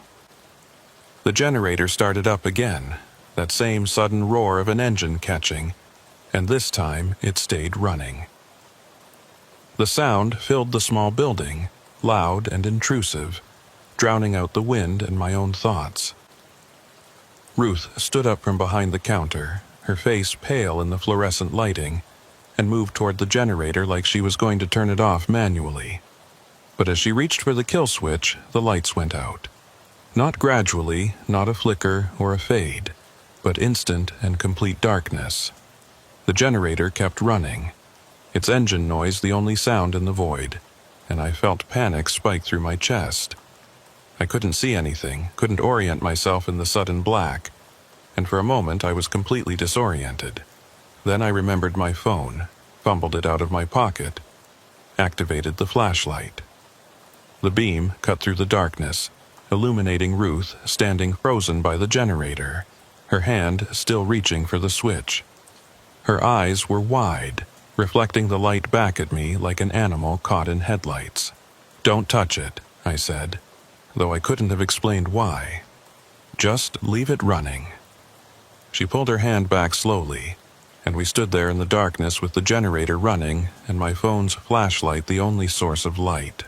I swept the beam around the room, checking the corners, the windows, the door. Everything looked normal, or as normal as it could look in these circumstances. The cooler's light was out, its compressor silent.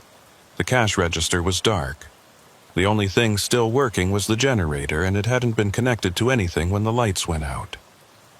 "The power line must have come down," Ruth said, her voice steady despite her pale face. "Storm probably knocked out a transformer or took down a pole. It happens out here sometimes. Then why is the generator running? It's not connected to anything." She didn't have an answer for that. We both knew it didn't make sense, that generators didn't start themselves and run for no reason. But there it was, chugging away in the corner, burning fuel, accomplishing nothing except making noise and creating heat. Like it was trying to maintain some kind of presence, to fill the silence with sound so we wouldn't hear what was happening outside.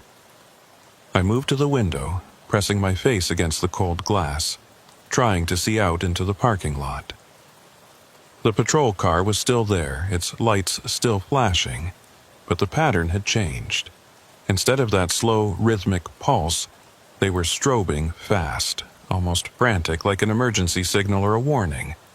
But the car itself still looked empty, and I couldn't see Trooper Ellerman anywhere. Maybe he went to check the power line, Ruth suggested, but she didn't sound like she believed it. In this weather, without telling us? I shook my head. He's out there somewhere, or he was, I don't know anymore. The tapping on the roof started again, but this time it was different. Louder, more insistent, and moving in a deliberate pattern. Not random impacts from the wind or falling ice, but something that sounded almost like footsteps. Heavy footsteps, crossing the roof from one side to the other, then back again. Pacing. Ruth's hand went to her mouth, and I saw her shoulders trembling. "There's nothing up there," she said, like she was trying to convince herself. "The roof is metal. It's slippery. Nothing could walk on it, especially not in this storm." But we could both hear it, could track the sound as it moved back and forth above us. Whatever was up there was big, and it was taking its time, like it was searching for something. Or waiting for something.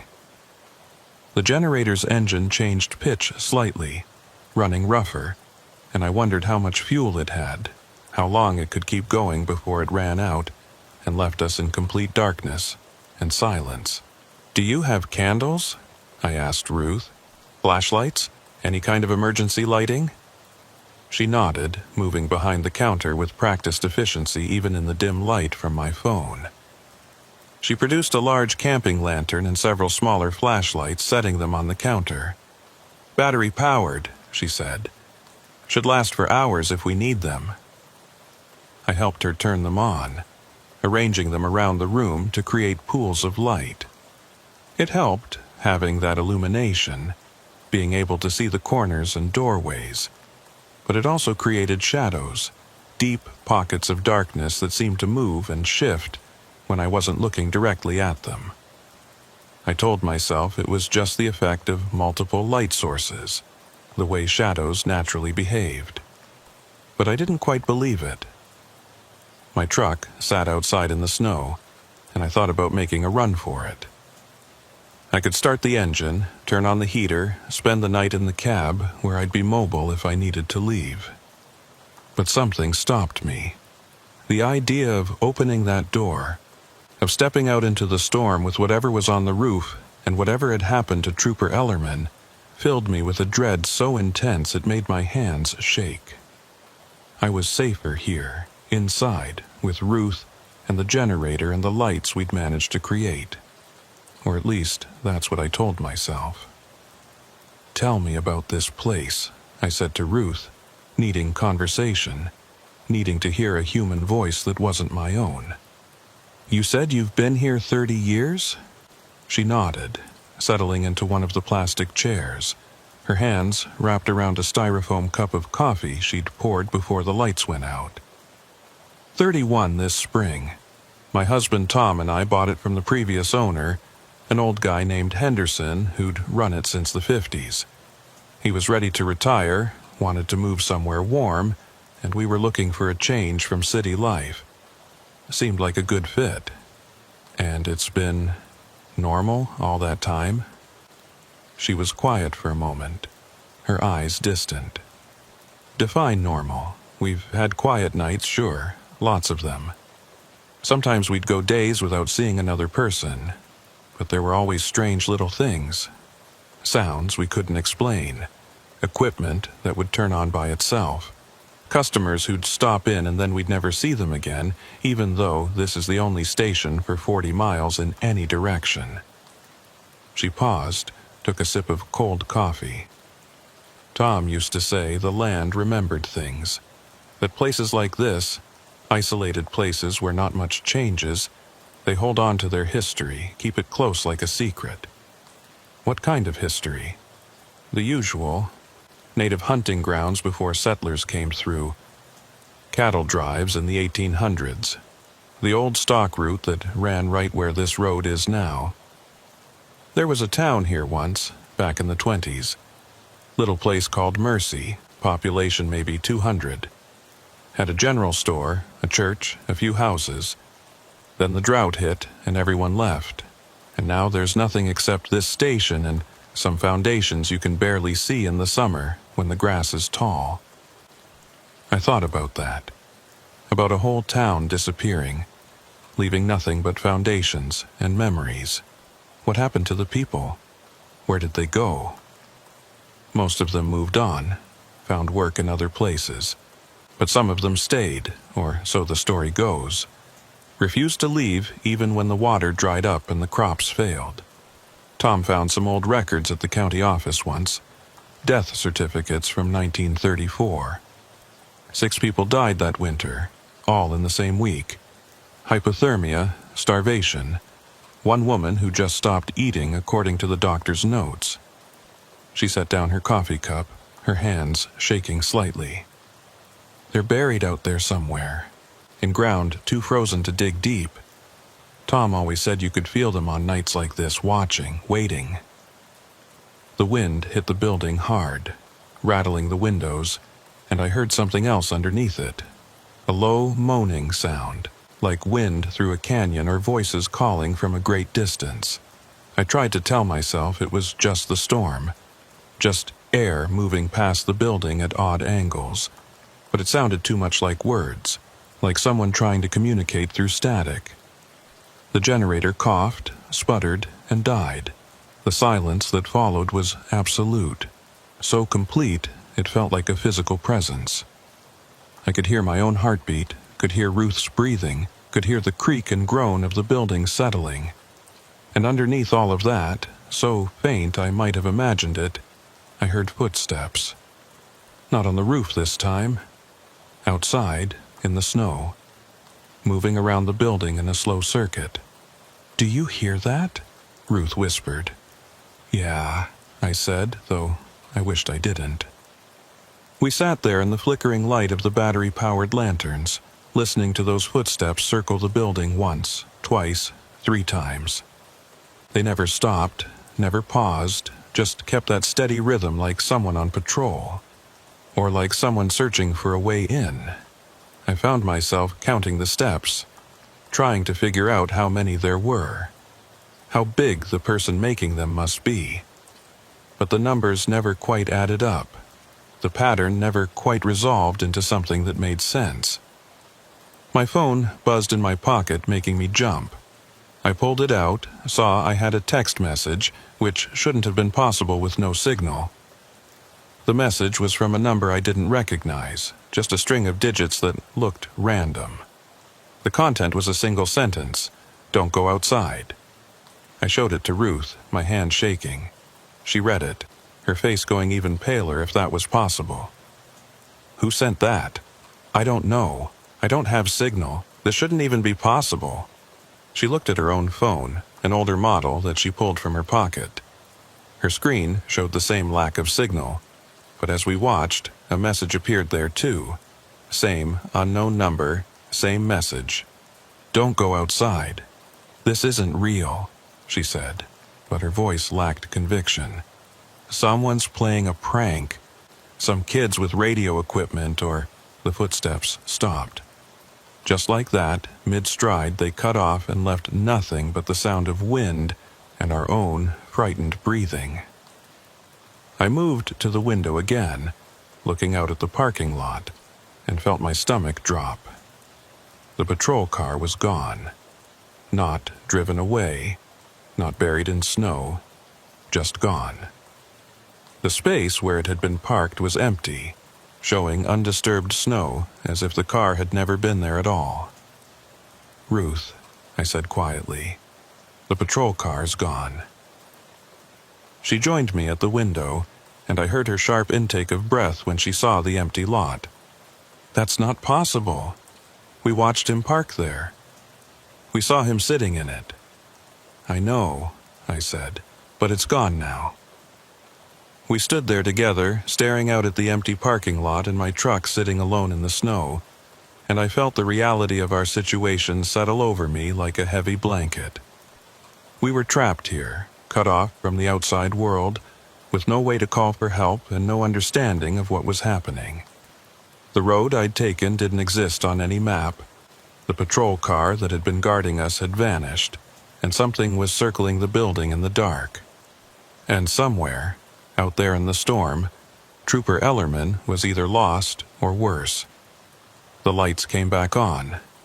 All at once, no warning, just sudden illumination that made us both cry out in surprise. The fluorescents buzzed overhead. The cooler hummed back to life. The cash register beeped as it rebooted. Everything was exactly as it had been before the power went out, except for one thing. The generator was still off. Stone cold, like it hadn't been running at all. I walked over to it, touched the engine casing, and felt no residual heat. It was freezing, the metal so cold it burned my fingers. But I'd heard it running, had listened to it chug away for 15 minutes before it died. There should have been some warmth left, some sign it had been operating. "This doesn't make sense," I said out loud, more to myself than to Ruth.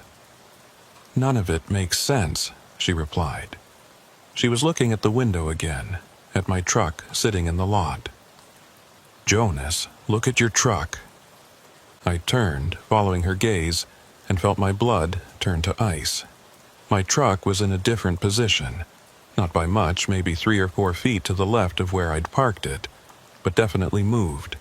And in the snow around it, I could see shapes, not tire tracks or footprints, but impressions, like something had been pressing against the sides of the trailer, testing it, looking for a way in. "I need to check my load," I said, moving toward the door before I could think better of it. "If something's tampered with it, if the seal is broken, I could lose the whole shipment." Ruth grabbed my arm, her grip surprisingly strong. "Did you not see the message? Don't go outside. Whatever's out there, whatever made those marks, it's still close. I have to check. That's 42,000 pounds of equipment, worth more than I make in a year. If it's damaged, if I can't deliver it, I'm liable." I pulled free of her grip, gently but firmly. "I'll be quick. 2 minutes to check the seal, then I'm back inside." "Jonas, please." But I was already opening the door, already stepping out into the cold that hit me like a fist. The wind had died down, leaving the air still and frozen, and the snow had stopped falling. The silence was unnatural, oppressive, like the world was holding its breath. I could see my breath frosting in front of me, could feel the cold working its way through my jacket in seconds. I jogged to my truck, my boots crunching in the snow, and moved along the passenger side toward the trailer. The impressions Ruth had seen were still visible. Dark shapes pressed into the snow against the trailer's side. They looked like handprints, dozens of them, but wrong, too large, too many fingers, arranged in patterns that hurt to look at. I forced my eyes away from them, focused on the trailer doors. The seal was intact. The little plastic tag with its unique number still hung from the lock, unbroken, exactly as it should be. Relief washed over me. Whatever had been testing the trailer, it hadn't gotten inside. The load was secure. I could still make my delivery, assuming I ever got out of here. That's when I felt it. A touch on my shoulder, light and cold, like someone had pressed their hand against my jacket.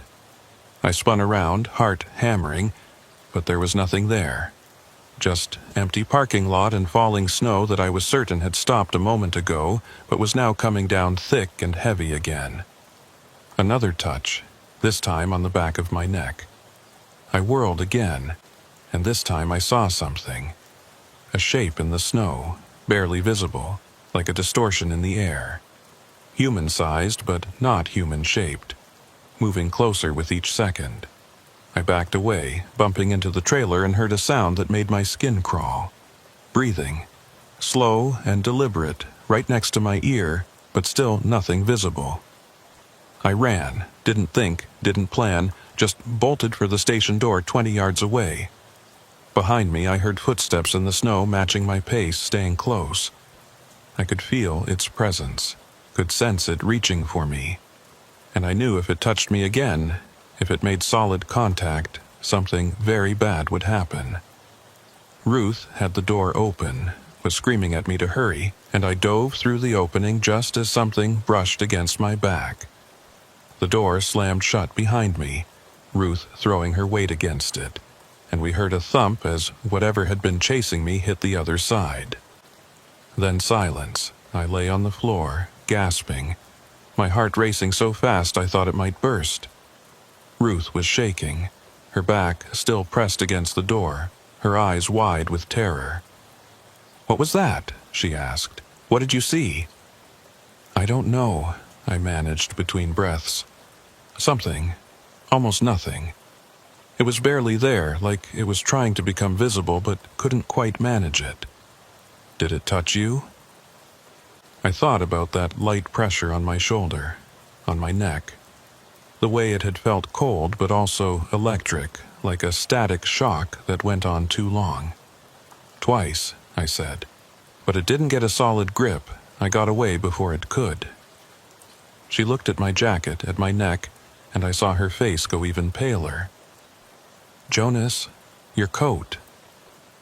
I looked down and saw what she was seeing. Where the thing had touched me, the fabric of my jacket had changed. It was covered in frost, ice crystals spreading out from two distinct handprint shapes, growing even as I watched. The frost was getting thicker, harder, spreading down my sleeve and across my back. I ripped the jacket off, threw it across the room, and watched as the frost continued to grow, covering the entire garment in a matter of seconds until it was rigid and frozen solid. "What the hell is happening?" I asked, though I didn't expect an answer. Ruth was looking at the window, at something outside, and when she spoke, her voice was flat and distant. "They're here," she said. "All of them. Everyone who stayed when Mercy died. They've been out there all along, waiting, and now they want in." I moved to the window to see what she was seeing, and immediately wished I hadn't. The parking lot wasn't empty anymore. It was full of shapes, dozens of them, barely visible in the falling snow. Human-shaped, but wrong, moving with an unnatural stillness, all facing the station, all watching us. And in the middle of them all, standing next to my truck, I saw Trooper Ellerman, or what used to be Trooper Ellerman. He was covered in that same frost I'd seen on my jacket, ice growing on his uniform. His face frozen in an expression of shock and horror. He was looking right at me, and his mouth was moving, forming words I couldn't hear through the glass. Ruth grabbed my arm, pulled me away from the window. "Don't look at them, don't make eye contact. Tom told me that once, back when he was still alive. On nights when he felt them watching, he'd close all the curtains and refuse to look outside. Said if you looked at them too long, they'd know you could see them and then they'd never leave you alone." "I think it's a little late for that," I said, but I let her pull me away from the window anyway. The building shook. Not from wind, but from impact, like something large had thrown itself against the wall. Then another impact, and another coming from different directions.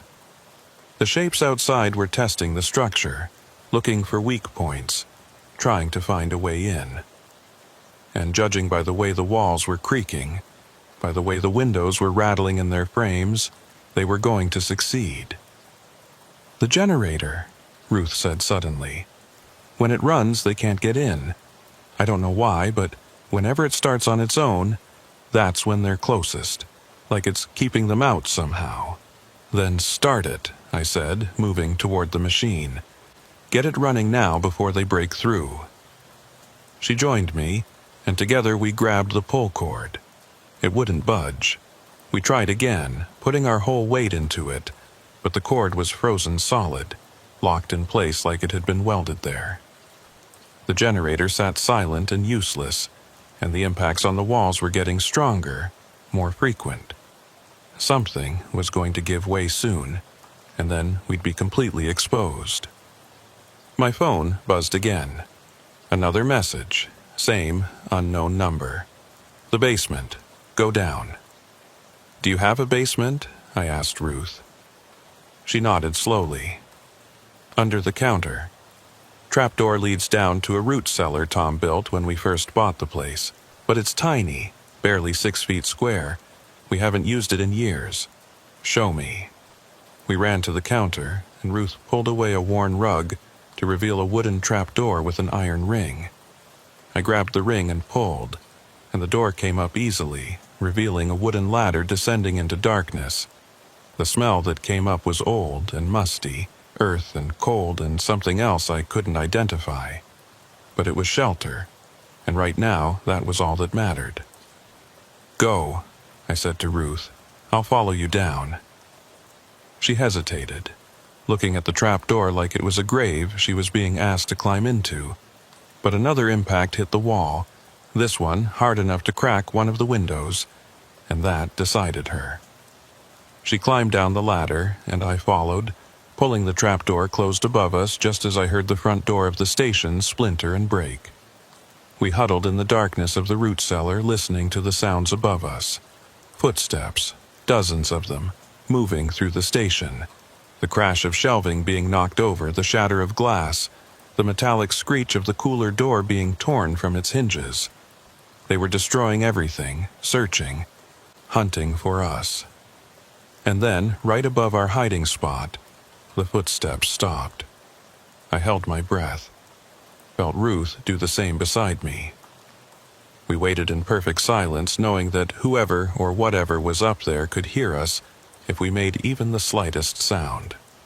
The trapdoor creaked, just a little, like someone was testing its weight, seeing if it would hold. Ruth's hand found mine in the darkness, gripped it tight enough to hurt. The trapdoor creaked again, and I saw a thin line of light appear around its edges as it began to lift. Then the generator started. I heard it clearly, even from down here, that sudden roar of an engine catching, and the footsteps above us scattered, retreating, fleeing the sound.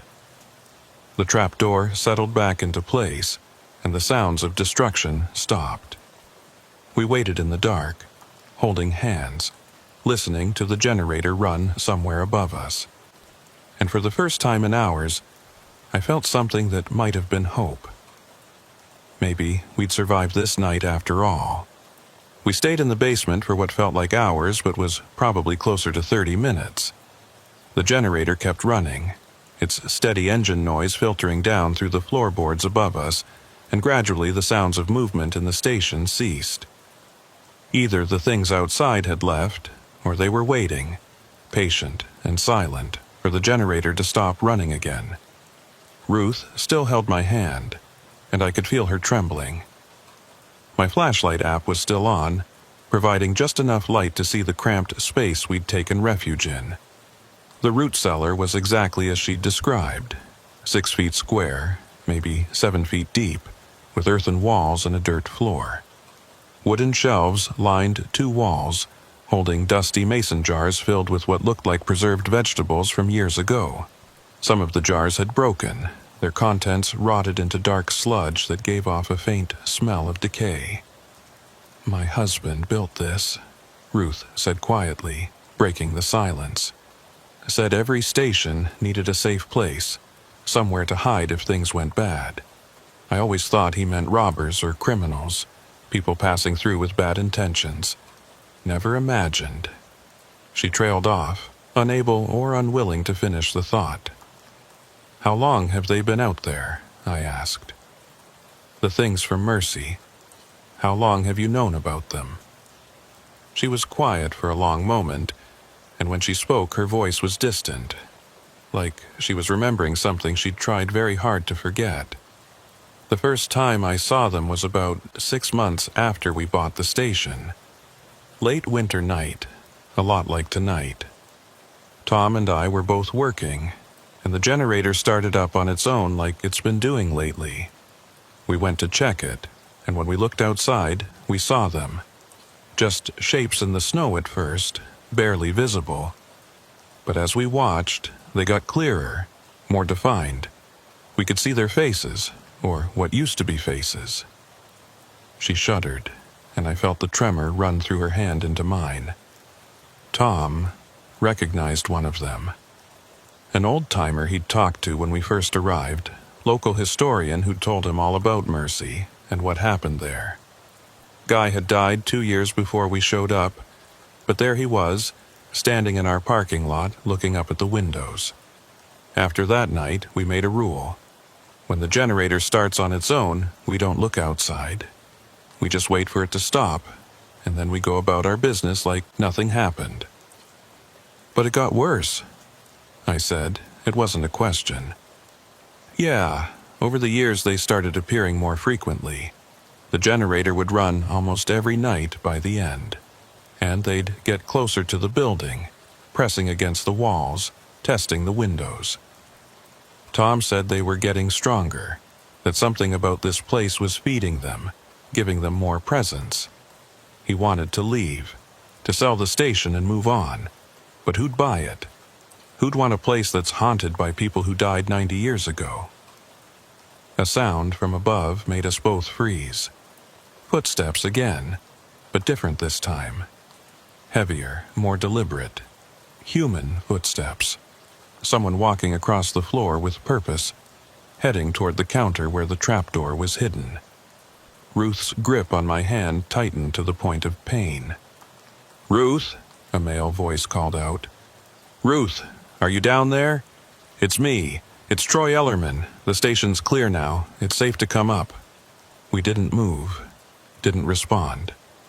Because I'd seen Trooper Ellerman outside, covered in frost, his face frozen in that horrible expression. Whatever was calling to us now might sound like him, might even believe it was him, but it wasn't. It was something else wearing his voice like a disguise. "I know you're down there," the voice continued. "I can hear you breathing. You need to come up now, Ruth. The basement isn't safe. The walls are starting to collapse. You'll be buried if you stay down there." I looked at the earthen walls surrounding us. They looked solid, stable, exactly as old as they should be without any signs of imminent collapse.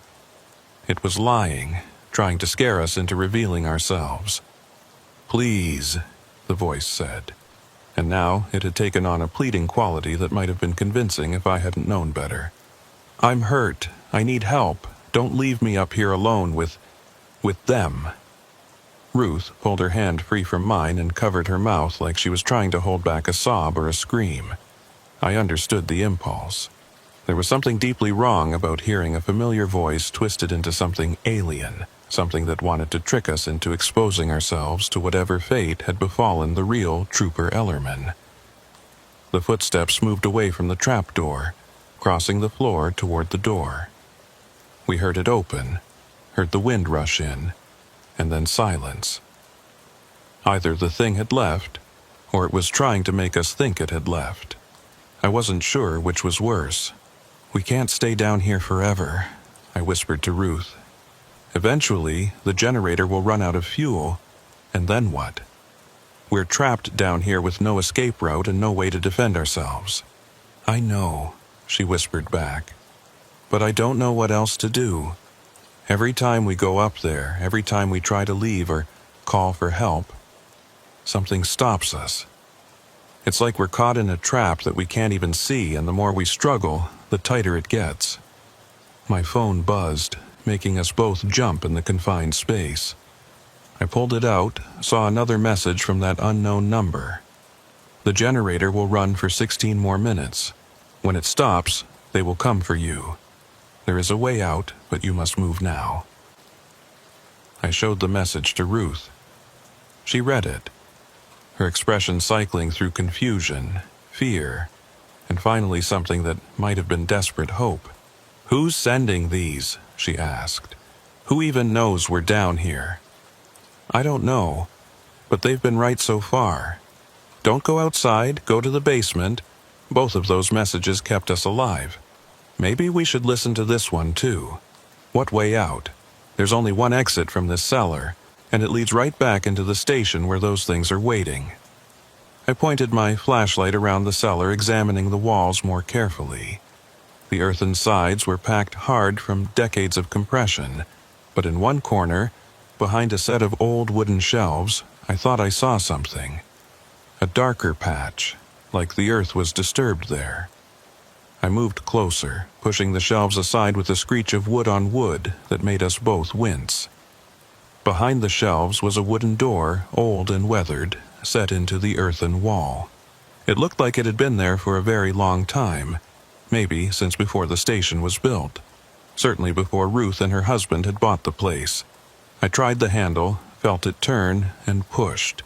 The door opened inward, revealing a tunnel that extended beyond the reach of my flashlight. "Did you know this was here?" I asked Ruth. She shook her head, her eyes wide. "Tom never mentioned it. He built this cellar himself, or I thought he did. But that tunnel, it looks older, much older."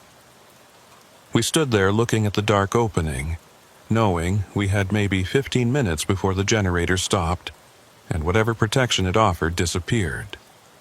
Behind us, above us, the things from Mercy waited. Ahead of us, in the tunnel, who knew what waited? Neither option was good, but at least the tunnel offered the possibility of escape. "We have to try," I said. Ruth nodded slowly. "You go first. I'll follow." I climbed into the tunnel, having to crouch immediately as the ceiling was low, barely 4 feet high. The walls were earthen, but reinforced with old timber beams that looked like they might have been part of the original town. The air smelled of damp earth and something else, something organic and old. I moved forward carefully, testing each step, with Ruth close behind me. The tunnel extended for maybe 30 yards, sloping gradually upward, before opening into a larger chamber. I straightened up, sweeping my flashlight around, and felt my breath catch. We were in what looked like an old cellar, much larger than the one we'd left. Stone walls, a ceiling of wooden beams, and in one corner, a staircase leading up to a wooden door. "This is under one of the old buildings," Ruth said, her voice echoing slightly in the space. "One of the houses from Mercy. We're under the town." "Can we get out?" I asked, moving toward the staircase. "I don't know. The buildings are all gone, collapsed years ago, but maybe." She followed me up the stairs, and together we pushed on the door at the top. It resisted at first, then gave way with a groan, opening upward and out. We climbed out into the storm, into the ruins of Mercy. The snow had stopped again, leaving the air clear and bitterly cold, and in the moonlight that had broken through the clouds I could see the remains of the town. Foundations of houses, the skeletal frame of what might have been a church, the outline of streets buried under decades of dirt and snow. It was all here, all of it, just invisible from the road, hidden, and standing among the ruins arranged in precise rows like they were attending some kind of ceremony, were the shapes. Dozens of them, maybe more, all frozen in place, all facing the same direction, all facing us. Ruth grabbed my arm, pulling me back toward the cellar door, but I was transfixed. Because in the moonlight I could see them clearly now, could see what they really were. Not ghosts or spirits or hallucinations. They were people, or they had been people, once. Now they were something else. Something caught between states, their bodies preserved in ice and snow, their faces locked in expressions of hunger and cold and desperate need. and they were all so incredibly sad. "We need to go back," Ruth was saying, her voice rising with panic. "We need to get back to the station before the generator stops. Jonas, please, we need to go now." But I couldn't move, because I'd recognized one of the faces, my own. Standing in the second row, fourth from the left, was a version of me. Same jacket I'd been wearing, same face, same everything. Except this version was frozen, covered in frost, eyes empty of everything except that terrible sadness. "That's not possible," I whispered. "That's not me. I'm right here. I'm alive." "You're seeing things," Ruth said, pulling harder on my arm. "The cold, the stress, it's making you see things that aren't real. Please, Jonas, we have to go." I let her pull me back toward the cellar door, but I couldn't take my eyes off that frozen figure. It looked exactly like me. Exactly. Down to the scar on my left hand from a motorcycle accident when I was 19, down to the way my hair curled slightly at the temple. It was me. Or it would be me. Or it had been me in some version of events that had already happened, or was about to happen, or was happening right now in some parallel track of time I didn't understand. We climbed back down into the cellar and ran through the tunnel, not caring anymore about being quiet or careful. The generator was still running when we reached the root cellar, but the sound was different now. Rougher, sputtering, like it was running on fumes. We had maybe a minute, maybe less, before it died. Ruth climbed the ladder first, pushing the trapdoor open and pulling herself up into the station. I followed, emerging into a scene of destruction. The shelves were knocked over, merchandise scattered everywhere, windows cracked or broken. But the station was empty of the shapes. Whatever the generator was doing, it was keeping them at bay. I ran to the front windows and looked out at the parking lot. My truck was still there, still in that position it had been moved to, and arranged around it, in perfect rows just like they'd been in the ruins of Mercy, were the shapes. All of them. Waiting. The generator coughed, sputtered, and died. The sudden silence was deafening, and in that silence I heard a sound that made my blood run cold. Footsteps. Not on the roof this time, not outside. Inside the station, coming from the back room, moving toward us with slow deliberation. "Get to your truck," Ruth said, her voice steady despite the fear in her eyes. "Start it, leave, don't look back. What about you? This is my place, has been for 30 years. I'm not leaving it, not for them, not for anything." She moved behind the counter, reaching under it, pulling out an old shotgun. "Go, before they get here. I can't just leave you." "Yes, you can, and you will. Whatever's happening here, whatever they want, it's got nothing to do with you. You're just passing through. So pass through and don't come back." The footsteps were getting closer. Multiple sets now, coming from different directions. They'd been in the building the whole time, I realized. Waiting in the back room, in the bathroom, in the storage closet. Waiting for the generator to stop so they could emerge. I ran for the door, threw it open, and sprinted for my truck. The shapes in the parking lot didn't move, didn't react, just stood there watching as I fumbled with the door handle and climbed into the cab. My hands shook as I turned the key, praying the engine would start, praying I hadn't been down in that cellar long enough for the cold to kill the battery. The engine turned over, caught, roared to life. I'd never been so grateful for the sound of a diesel engine in my entire life. I threw it in gear, ready to back out and get the hell away from this place, when I looked at the station one more time. Ruth was standing in the doorway, the shotgun in her hands, facing into the interior of the station.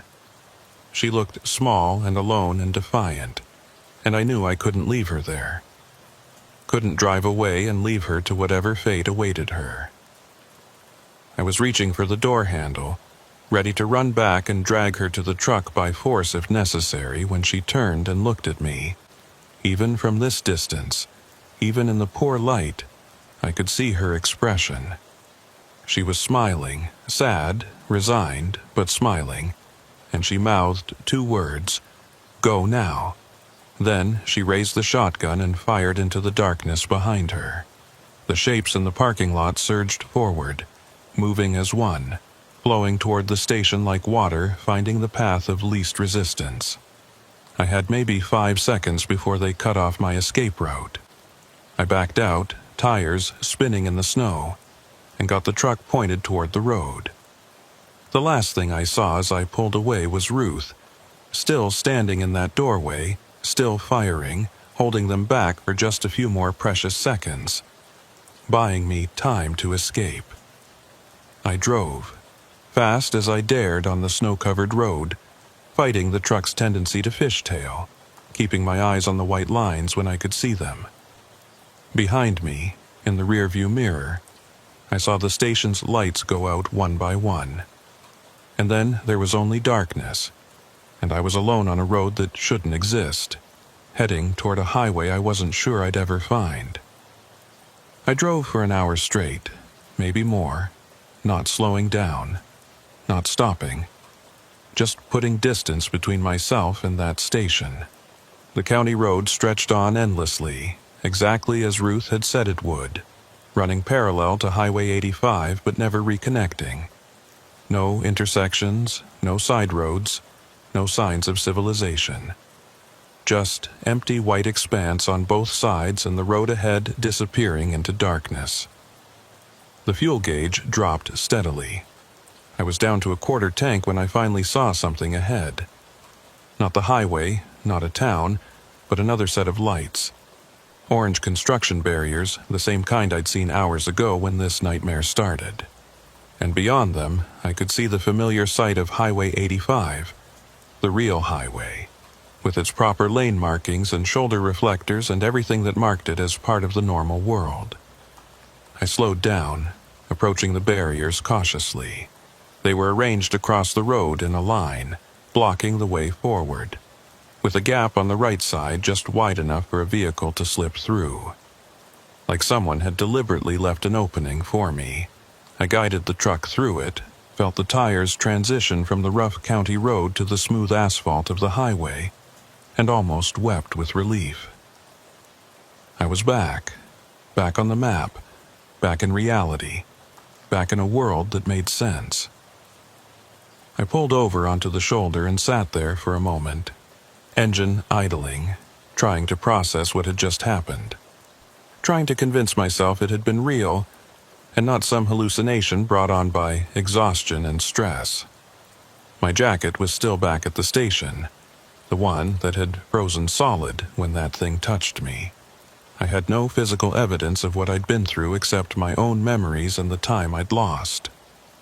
According to my phone, which now showed full signal and a reconnection to the cell network, it was 4:30 in the morning.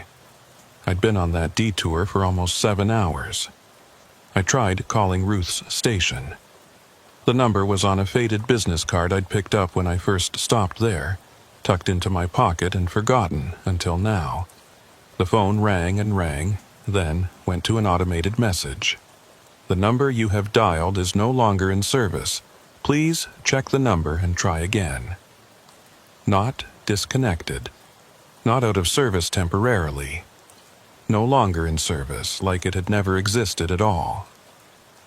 I pulled up GPS, tried to search for Calder's Gas and Repair. No results. Tried gas stations on Route 16, Wyoming. The map showed Route 16 as a thin gray line, marked as unmaintained, with no services or buildings indicated along its entire length. According to the database, there was nothing there. Had never been anything there. But I'd been there. I'd talked to Ruth, had drunk her coffee, had hidden in her basement and climbed through that tunnel and seen those terrible frozen shapes in the ruins of Mercy. It had been real. All of it, hadn't it? My phone rang, making me jump so hard I hit my head on the ceiling of the cab. The caller ID showed unknown number, the same designation as all those text messages I'd received. I answered it, brought the phone to my ear, and waited. Static greeted me, thick and heavy, the kind that makes you wonder if the line is even connected. Then, through the interference, I heard a voice. Ruth's voice, distant and distorted but unmistakably hers. "Jonas," she said, "can you hear me? Ruth, where are you? What happened after I left? I'm where I've always been, where I'll always be. The station's not just a place, Jonas, it's a moment. A piece of time that got stuck, that couldn't move forward or backward, and I'm stuck with it. That doesn't make sense. You can leave, you can just close up and walk away. No, I can't. Tom tried once, did I tell you that? After the first few years of strange happenings, he decided he'd had enough. Packed a bag, got in his car, drove away. Made it about 5 miles before the road just looped back. He'd think he was heading south toward Cheyenne, but somehow he'd end up back here. Tried it 6 times in 1 week before he gave up. The station wouldn't let him leave. And then he died, and I realized I couldn't leave either. Not physically, maybe not ever. "I'm coming back," I said, already reaching for the gear shift. "I'm going to get you out of there. Find some way to break whatever's holding you. Don't, please, Jonas, you made it out. You're free. That's more than most people who find this place can say. Don't throw that away trying to save someone who's already gone. You're not gone. You're right there on the phone. You're talking to me. I'm an echo," she said softly. "A recording that plays when someone needs to hear it." The real Ruth Calder died 2 years ago. Same heart attack that killed my husband. They found us in the station, both of us behind the counter. Both of us frozen solid even though it was July and the heater was running. The police report said carbon monoxide poisoning. Said the generator had been running in the building and the fumes built up, but that's not what really happened. I felt cold spreading through my chest. The same cold I'd felt when that thing touched me in the parking lot. Then what did happen? We stayed too long, gave too much of ourselves to this place, and eventually it claimed us completely. Now we're part of it. Tom and me and everyone else from Mercy who refused to leave when they should have. We're all still here, Jonas, waiting for travelers who take wrong turns, who follow detour signs that shouldn't exist, who stop at stations that aren't on any map. "Why?" I asked. "What's the point? Why trap people? Why any of this?" "Lonely places get hungry," Ruth said. "Empty places need to be filled. Route 16 used to be something, used to have a purpose. Now it's just a ghost road, and ghost roads need ghost travelers to keep existing. You were supposed to stay, Jonas, supposed to join us, but you got away, and that's—" She paused, and I thought I heard something like pride in her voice. "That's good. That's how it should be." "The message that told me about the tunnel," I said. "That was you?" "Me and others. The ones who still remember what it's like to be human, who still want people to escape even if we can't. We're not all monsters here, Jonas.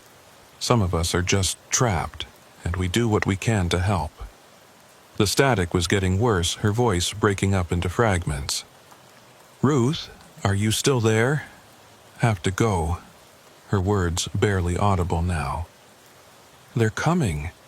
The sun's almost up and they don't like the light. Ruth, drive safe, Jonas. Watch the weather.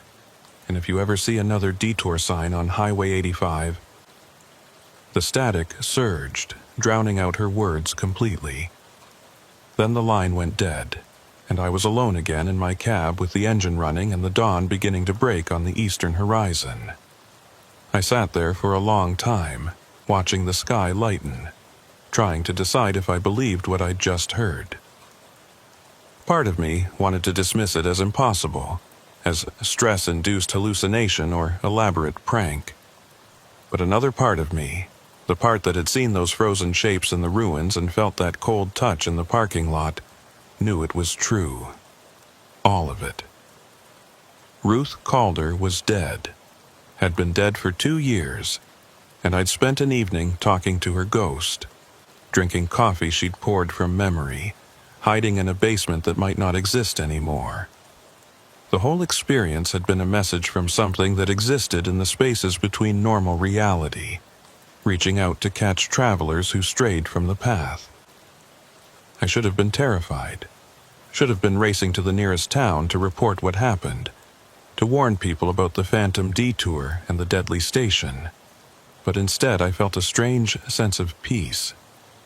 I'd been given a gift in a way, a glimpse into something most people never see, a brush with the inexplicable that I'd survived. And Ruth and the others who sent those messages, they'd helped me survive. They'd chosen to let me go rather than add me to their collection. That meant something. I wasn't sure what, but something. I put the truck in gear and started driving east, toward the sunrise, toward Denver and my delivery deadline. The highway was empty, the storm having kept most travelers off the road, and I made good time. By the time I reached Cheyenne 2 hours later, I'd almost convinced myself the whole thing had been a dream. Almost. But when I stopped to fuel up at a truck plaza on the outskirts of the city, when I went inside to pay and grab some coffee, I saw something that stopped me in my tracks. On the wall behind the counter, among the usual collection of old photographs and memorabilia that every truck stop seems to have, was a picture in a dusty frame. The photo showed a gas station from decades ago, with a couple standing in front of it smiling at the camera. The woman was younger in the photo, her hair darker, but I recognized her immediately. Ruth Calder. And the man next to her, arm around her shoulders, must have been Tom. They looked happy, optimistic, like people starting a new adventure together, like people who had no idea what the next 30 years would bring. Under the photo was a small brass plaque. Calder's Gas and Repair, Route 16, 1994, 2023. In memory of Ruth and Tom Calder, who served travelers for 29 years. I stood there staring at that photo for a long time, until the clerk asked if I was all right. I paid for my fuel and coffee, made some excuse about being tired, and went back to my truck. But I couldn't stop looking at that photograph in my mind. The way Ruth had smiled, the way Tom had his arm around her like he was protecting her from something. Had they known, even back then? Had they felt the strangeness of that place from the beginning, or had it crept up on them slowly over the years? As I climbed back into my cab, I noticed an older driver at the next pump, a man in his 60s with a weathered face and the cautious eyes of someone who'd spent too many years on dangerous roads. He was watching me, and when our eyes met, he nodded slightly and walked over. "You all right, son?" he asked. "You look like you've seen something you weren't meant to see." I almost brushed him off, almost told him I was fine, and drove away. But something in his expression, some understanding or recognition, made me hesitate. "You ever drive Route 16?" I asked. The old, stock route that runs parallel to 85. His expression changed instantly. The casual concern vanished, replaced by something harder and more wary. "Once," he said quietly. 20 years ago. Never again." He looked around the parking lot like he was checking to make sure no one else was listening. "You stopped at the station, didn't you? Calder's place. How did you know?" "Because I did the same thing, different storm, different year, but the same detour signs, the same phantom exit. I spent 4 hours in that station with Ruth and Tom, and when I finally got back to the highway, I looked them up." He paused, his jaw working like he was chewing on something bitter. "They'd been dead for 3 years when I met them. Carbon monoxide," the report said. "But you and I both know that's not what killed them." A chill ran through me that had nothing to do with the winter morning. "What do you think it was?" "The road," he said simply. "That whole stretch is cursed, has been since Mercy died. The people who refused to leave, who stayed until the cold and hunger took them, they're still there in some form. And they pull in travelers, try to make them stay too. I think Ruth and Tom fought it for years, tried to help people escape like they helped you and me, but eventually the place claimed them anyway. Did you... I hesitated, not sure how to ask. Did you see yourself there? Among the frozen shapes? His eyes widened slightly, and I knew I'd struck a nerve. In the ruins, yeah. I saw a version of me standing there with the others. Tom told me it was a warning, showed what would happen if I stayed too long. I got out that night and never went back. He looked at my truck, at the load I was carrying. You're headed to Denver. Yeah, delivery by noon. Then you better get moving. And when you're done, when you're heading back north, take a different route. Take 25 through Colorado, or go west to Utah and come up through Idaho. Don't go near 85 in Wyoming, don't even think about it. I wasn't planning to. Good, because here's what they don't tell you about that place. He leaned in closer, his voice dropping to barely above a whisper. It marks you. Once you've been there, once you've seen it and escaped, it knows you. And sometimes, on certain nights when the weather's bad and you're driving alone, you might see those orange detour signs again. Different road, different state, but the same signs, and if you follow them... He trailed off, shaking his head. Just don't. No matter how much you want to know what happened to Ruth, no matter how curious you get, don't ever go back. He walked away then, climbed into his own truck and pulled out of the parking lot without another word. I stood there watching him go, feeling the weight of his warning settle over me like a heavy coat. He'd lived with this knowledge for 20 years, had spent 2 decades avoiding certain roads, watching for signs that might lead him back to that place. And now I was going to do the same. The drive to Denver felt surreal. Everything looked normal. The highway, the other vehicles, the gradual transition from Wyoming's high plains to Colorado's Front Range. But I couldn't shake the feeling that I was seeing it all through a film, like reality had become slightly transparent and I could see the shapes moving underneath it. Every exit sign made me flinch. Every construction warning made my hands tighten on the wheel. I kept expecting to see those orange barriers again, kept expecting the road to loop back on itself and deposit me right back at Calder's station. But it didn't. The highway stayed normal. The miles accumulated normally, and by 10 a.m. I was backing into the loading dock at the distribution center in Denver. The workers who unloaded my trailer didn't notice anything wrong with me, didn't see the exhaustion in my eyes or the tremor in my hands. They just wanted the equipment, wanted to check it off their inventory list and get on with their day. I watched them unload piece by piece and found myself thinking about those handprints in the snow around my trailer, the shapes that had been testing it, looking for a way in. Had they been trying to contaminate my load somehow? Or had they just been curious, drawn to the warmth and motion of a living person's truck? I'd never know. The paperwork took an hour. Signatures, bills of lading, confirmation of delivery times and condition of cargo.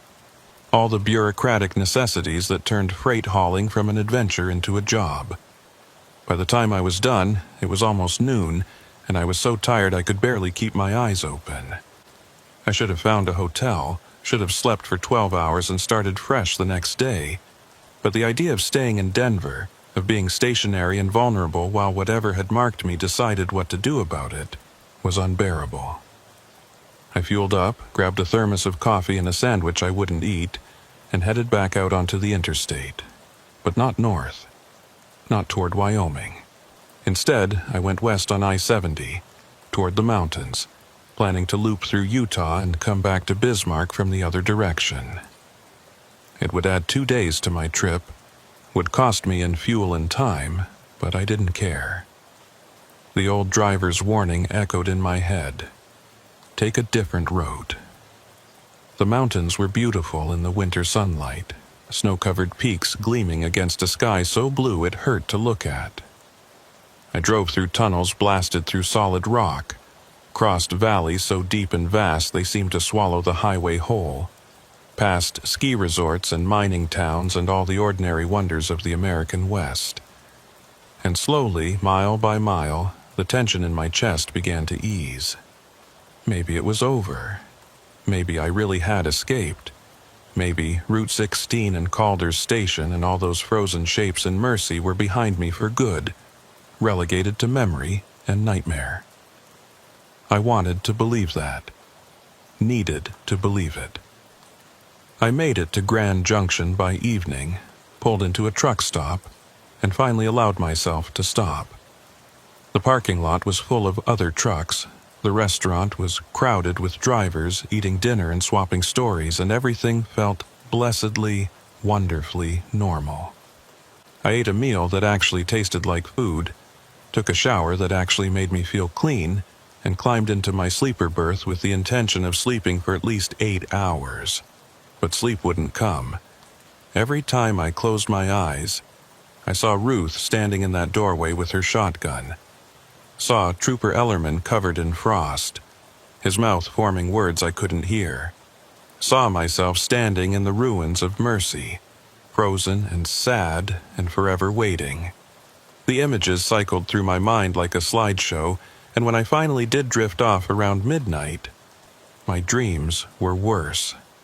I dreamed I was back on Route 16, driving through the storm, approaching Calder's Station. But this time, when I pulled into the parking lot, Ruth wasn't there. The building was dark, abandoned, windows broken and door hanging open. I went inside anyway, driven by some compulsion I couldn't resist, and found the station full of ice. Not just frost or cold, but actual ice, coating every surface, hanging from the ceiling in massive stalactites, covering the floor in a slick sheet that reflected my flashlight beam back at me in fractured patterns, and in the ice I could see shapes, preserved like insects in amber, dozens of them, maybe hundreds, all the travelers who'd stopped here over the years, all the ones who hadn't escaped. They were arranged throughout the station like decorations, their faces visible through the translucent ice, their eyes open and aware and screaming silently. I tried to run, but my feet wouldn't move. Looked down and saw that ice was growing up my legs, spreading with impossible speed, and I realized I was joining them, becoming another decoration in this frozen museum of the lost. I woke up gasping, tangled in my blanket, my heart racing so fast I thought I might be having a heart attack. The sleeper berth was dark and warm and safe, but I couldn't shake the feeling of that ice creeping up my legs. I turned on the light, checked my legs to make sure they were fine, and sat there for a long time trying to calm down. Just a dream. Just stress and trauma manifesting in my subconscious. It didn't mean anything. But when I finally climbed out of the sleeper and got ready to start driving again, when I looked in the small mirror mounted on the wall, I saw something that made my blood run cold. There, on my neck, right where that thing had touched me in the parking lot, was a mark. Not a bruise or a scratch, but something else. A pattern of frost, delicate and intricate, like someone had drawn on my skin with ice crystals. It was small, no bigger than a silver dollar, but it was there. Proof that what had happened on Route 16 was real. I touched it with trembling fingers, felt normal skin temperature, normal texture. But the pattern remained visible, a permanent reminder of my brush with whatever existed in that strange space between roads. I pulled my collar up, hiding it from view, and told myself it would fade. That it was just temporary, just a reaction to cold or stress or something. But deep down, I knew better. The old driver had said the place marked you. And here was my mark, worn on my skin like a brand, announcing to anything that cared to look that I'd been touched by the ghosts of Route 16. I drove west through Utah, trying to put as much distance as possible between myself and Wyoming. The mark on my neck didn't fade. If anything, it seemed to get more defined over the next few days, the pattern becoming clearer, more intricate. I kept it covered with high collars and bandanas, told anyone who asked that I'd gotten a rash from new laundry detergent. Nobody questioned it. Why would they? But I questioned it. Questioned what it meant, what it was doing to me. Whether it was slowly spreading or changing, or preparing me for something I didn't want to think about. At night, alone in my sleeper berth in different truck stops across Utah and Idaho, I'd examine it in the mirror, trying to understand the pattern. It looked almost like a map, I realized. Lines and curves and intersections that might have been roads if you looked at them right. And one night, 3 days after leaving Denver, I got curious enough to trace the pattern onto a piece of paper. Then I compared it to a map of Wyoming. My hands started shaking when I saw the match.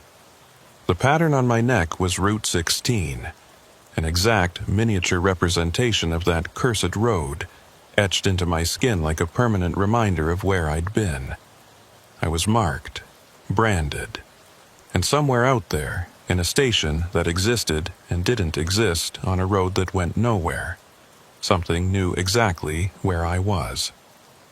The question was, what was it going to do about it? I made it back to Bismarck eventually, taking the long way through Montana, adding 4 days and 1,000 miles to my trip. My dispatcher asked why I'd taken such a roundabout route, and I told her I'd wanted to see some different country, needed a change of scenery. She accepted the explanation without comment, probably just glad I was back and available for new loads. But I wasn't the same driver who'd left 2 weeks ago. I was jumpier, more paranoid, constantly checking my mirrors for vehicles that might be following me or signs that might lead me astray. I started avoiding certain routes, certain times of day, certain weather conditions. If a storm was forecast, I'd cancel my run and wait it out, even if it meant losing money. If I saw construction signs that looked even slightly suspicious, I'd turn around and find another way. My colleagues noticed, started asking if I was okay, if something had happened on the road. I brushed them off, made excuses, but I could see the concern in their eyes. They thought I was losing it, thought the stress of the job was finally getting to me after 12 years. Maybe they were right. Maybe I was losing it. Or maybe I was the only one who understood what was really out there, waiting for drivers who took wrong turns on stormy nights. The mark on my neck never faded. It's still there now, 6 months later, as clear and defined as the day it appeared. I've learned to live with it, learned to accept that I'm carrying a permanent reminder of my time on Route 16. Some days I barely think about it. Other days it burns, a cold fire under my skin that makes me remember Ruth's voice on the phone, remember those frozen shapes in the ruins, remember that I'm marked and watched and never truly free. I still drive for a living, still haul freight up and down the highways, still spend my nights in truck stops and my days watching white lines scroll past. But I'm more careful now, more aware. I pay attention to the signs I see, the routes I follow, the places I stop. And I always trust my instincts when something feels wrong. Because I learned something that night on Route 16, something I'll never forget. Not all roads lead home. Some of them lead nowhere. And some of them lead to places you can never truly leave, even when you think you've escaped. I think about Ruth sometimes. Wonder if she's still there at that station that exists and doesn't exist. Still pouring coffee for travelers who've taken a wrong turn. Still trying to help people escape even though she can't escape herself. I like to think she is. I like to think she's not alone, that Tom is with her, that they're together in whatever strange twilight existence they've been consigned to. And sometimes, late at night when I'm driving through empty country, I'll see an orange construction sign marking a detour. My heart will skip a beat and my hands will tighten on the wheel, and I'll slow down, checking the GPS, checking the road ahead, making absolutely sure it's a real detour and not something else. So far, they've all been real. Just normal construction, normal traffic management, normal bureaucratic necessity. But I know that one day I might see another phantom detour, another set of signs that lead to a road that shouldn't exist. The old driver warned me it could happen, said the place marks you, and once you're marked, it can call you back. And when that happens, I'll have a choice to make. Do I follow the signs, knowing where they might lead? Do I risk another encounter with that space between spaces, that hungry place that feeds on lonely travelers? Or do I ignore the detour, stay on the main highway, pretend I never saw anything unusual? I'd like to think I'd be smart, that I'd keep driving and not look back. But I touch the mark on my neck sometimes, trace the lines of that miniature road map etched into my skin, and I wonder if maybe I'm already caught in a different kind of loop. Wonder if every day I spend avoiding Route 16 is actually bringing me closer to it. Wonder if the escape I thought I'd achieved was just the beginning of a longer, slower journey toward the same destination. Maybe that's what Ruth meant when she said lonely places get hungry. Maybe they don't just consume you all at once. Maybe they take their time, savoring the slow dissolution of certainty and safety, feeding on the paranoia and fear that grows in the spaces between encounters. Or maybe I'm just tired. Too many nights on the road, too many hours alone with my thoughts, too many miles between me and anything that feels like home. Maybe none of what I experienced was anything more than exhaustion and bad weather and a mind that filled in gaps with impossible explanations. I don't know which version I believe anymore. Some days the mark on my neck feels like proof of something extraordinary. Other days it's just a skin condition, a coincidental pattern that looks like a road if you're predisposed to see connections where none exist. But I do know this: I haven't stopped watching for those orange signs, haven't stopped checking my GPS against the roads I see, haven't stopped listening to the CB for voices that sound just slightly wrong, for conversations that loop back on themselves, for warnings that come from nowhere and everywhere at once. Because if it was real, if Ruth and Tom and Route 16 and all those frozen shapes in Mercy were real, then it could happen again. The mark on my neck says it could happen again. And next time I might not be lucky enough to receive warning messages, might not find a tunnel that leads to escape, might not have someone like Ruth willing to sacrifice herself to buy me time. So I drive carefully. I pay attention. I trust nothing. And I never, ever stop at gas stations that aren't on the map. Even when I'm almost out of fuel. Even when I'm desperate. Even when I see lights in the distance that look warm and welcoming and safe. Because I know better now. I know what's really out there, waiting in the empty spaces between the roads we travel. And I know that some invitations are better left declined. Some doors are better left unopened. Some roads are better left untraveled. The highway stretches out ahead of me, white lines scrolling past in the darkness, and I follow them toward whatever comes next. Toward Bismarck or Denver or Cheyenne, or any of 100 other destinations that need freight delivered and don't ask questions about where I've been or what I've seen. And if sometimes I see shapes in my mirror that shouldn't be there, if sometimes I hear voices on the CB that sound like Ruth Calder warning me about weather or wishing me safe travels, if sometimes I wake up in truck stop parking lots with frost on my windows in the middle of summer and a burning cold in the mark on my neck that tells me something is watching, something is waiting, something is slowly, patiently pulling me back toward Route 16. Well, I just keep driving. What else can I do? The road is all I have left. And the road always, always goes on. Even when it leads in circles. Even when it takes you places that don't exist on any map.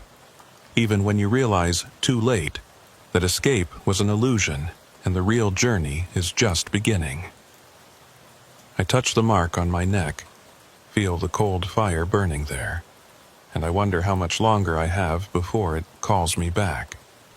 Before I see those orange signs again, and this time, I follow them. Not because I want to, but because some part of me, the part that carries Route 16 etched into my very skin, has no choice. The place marked me, and marked things always find their way home. Eventually.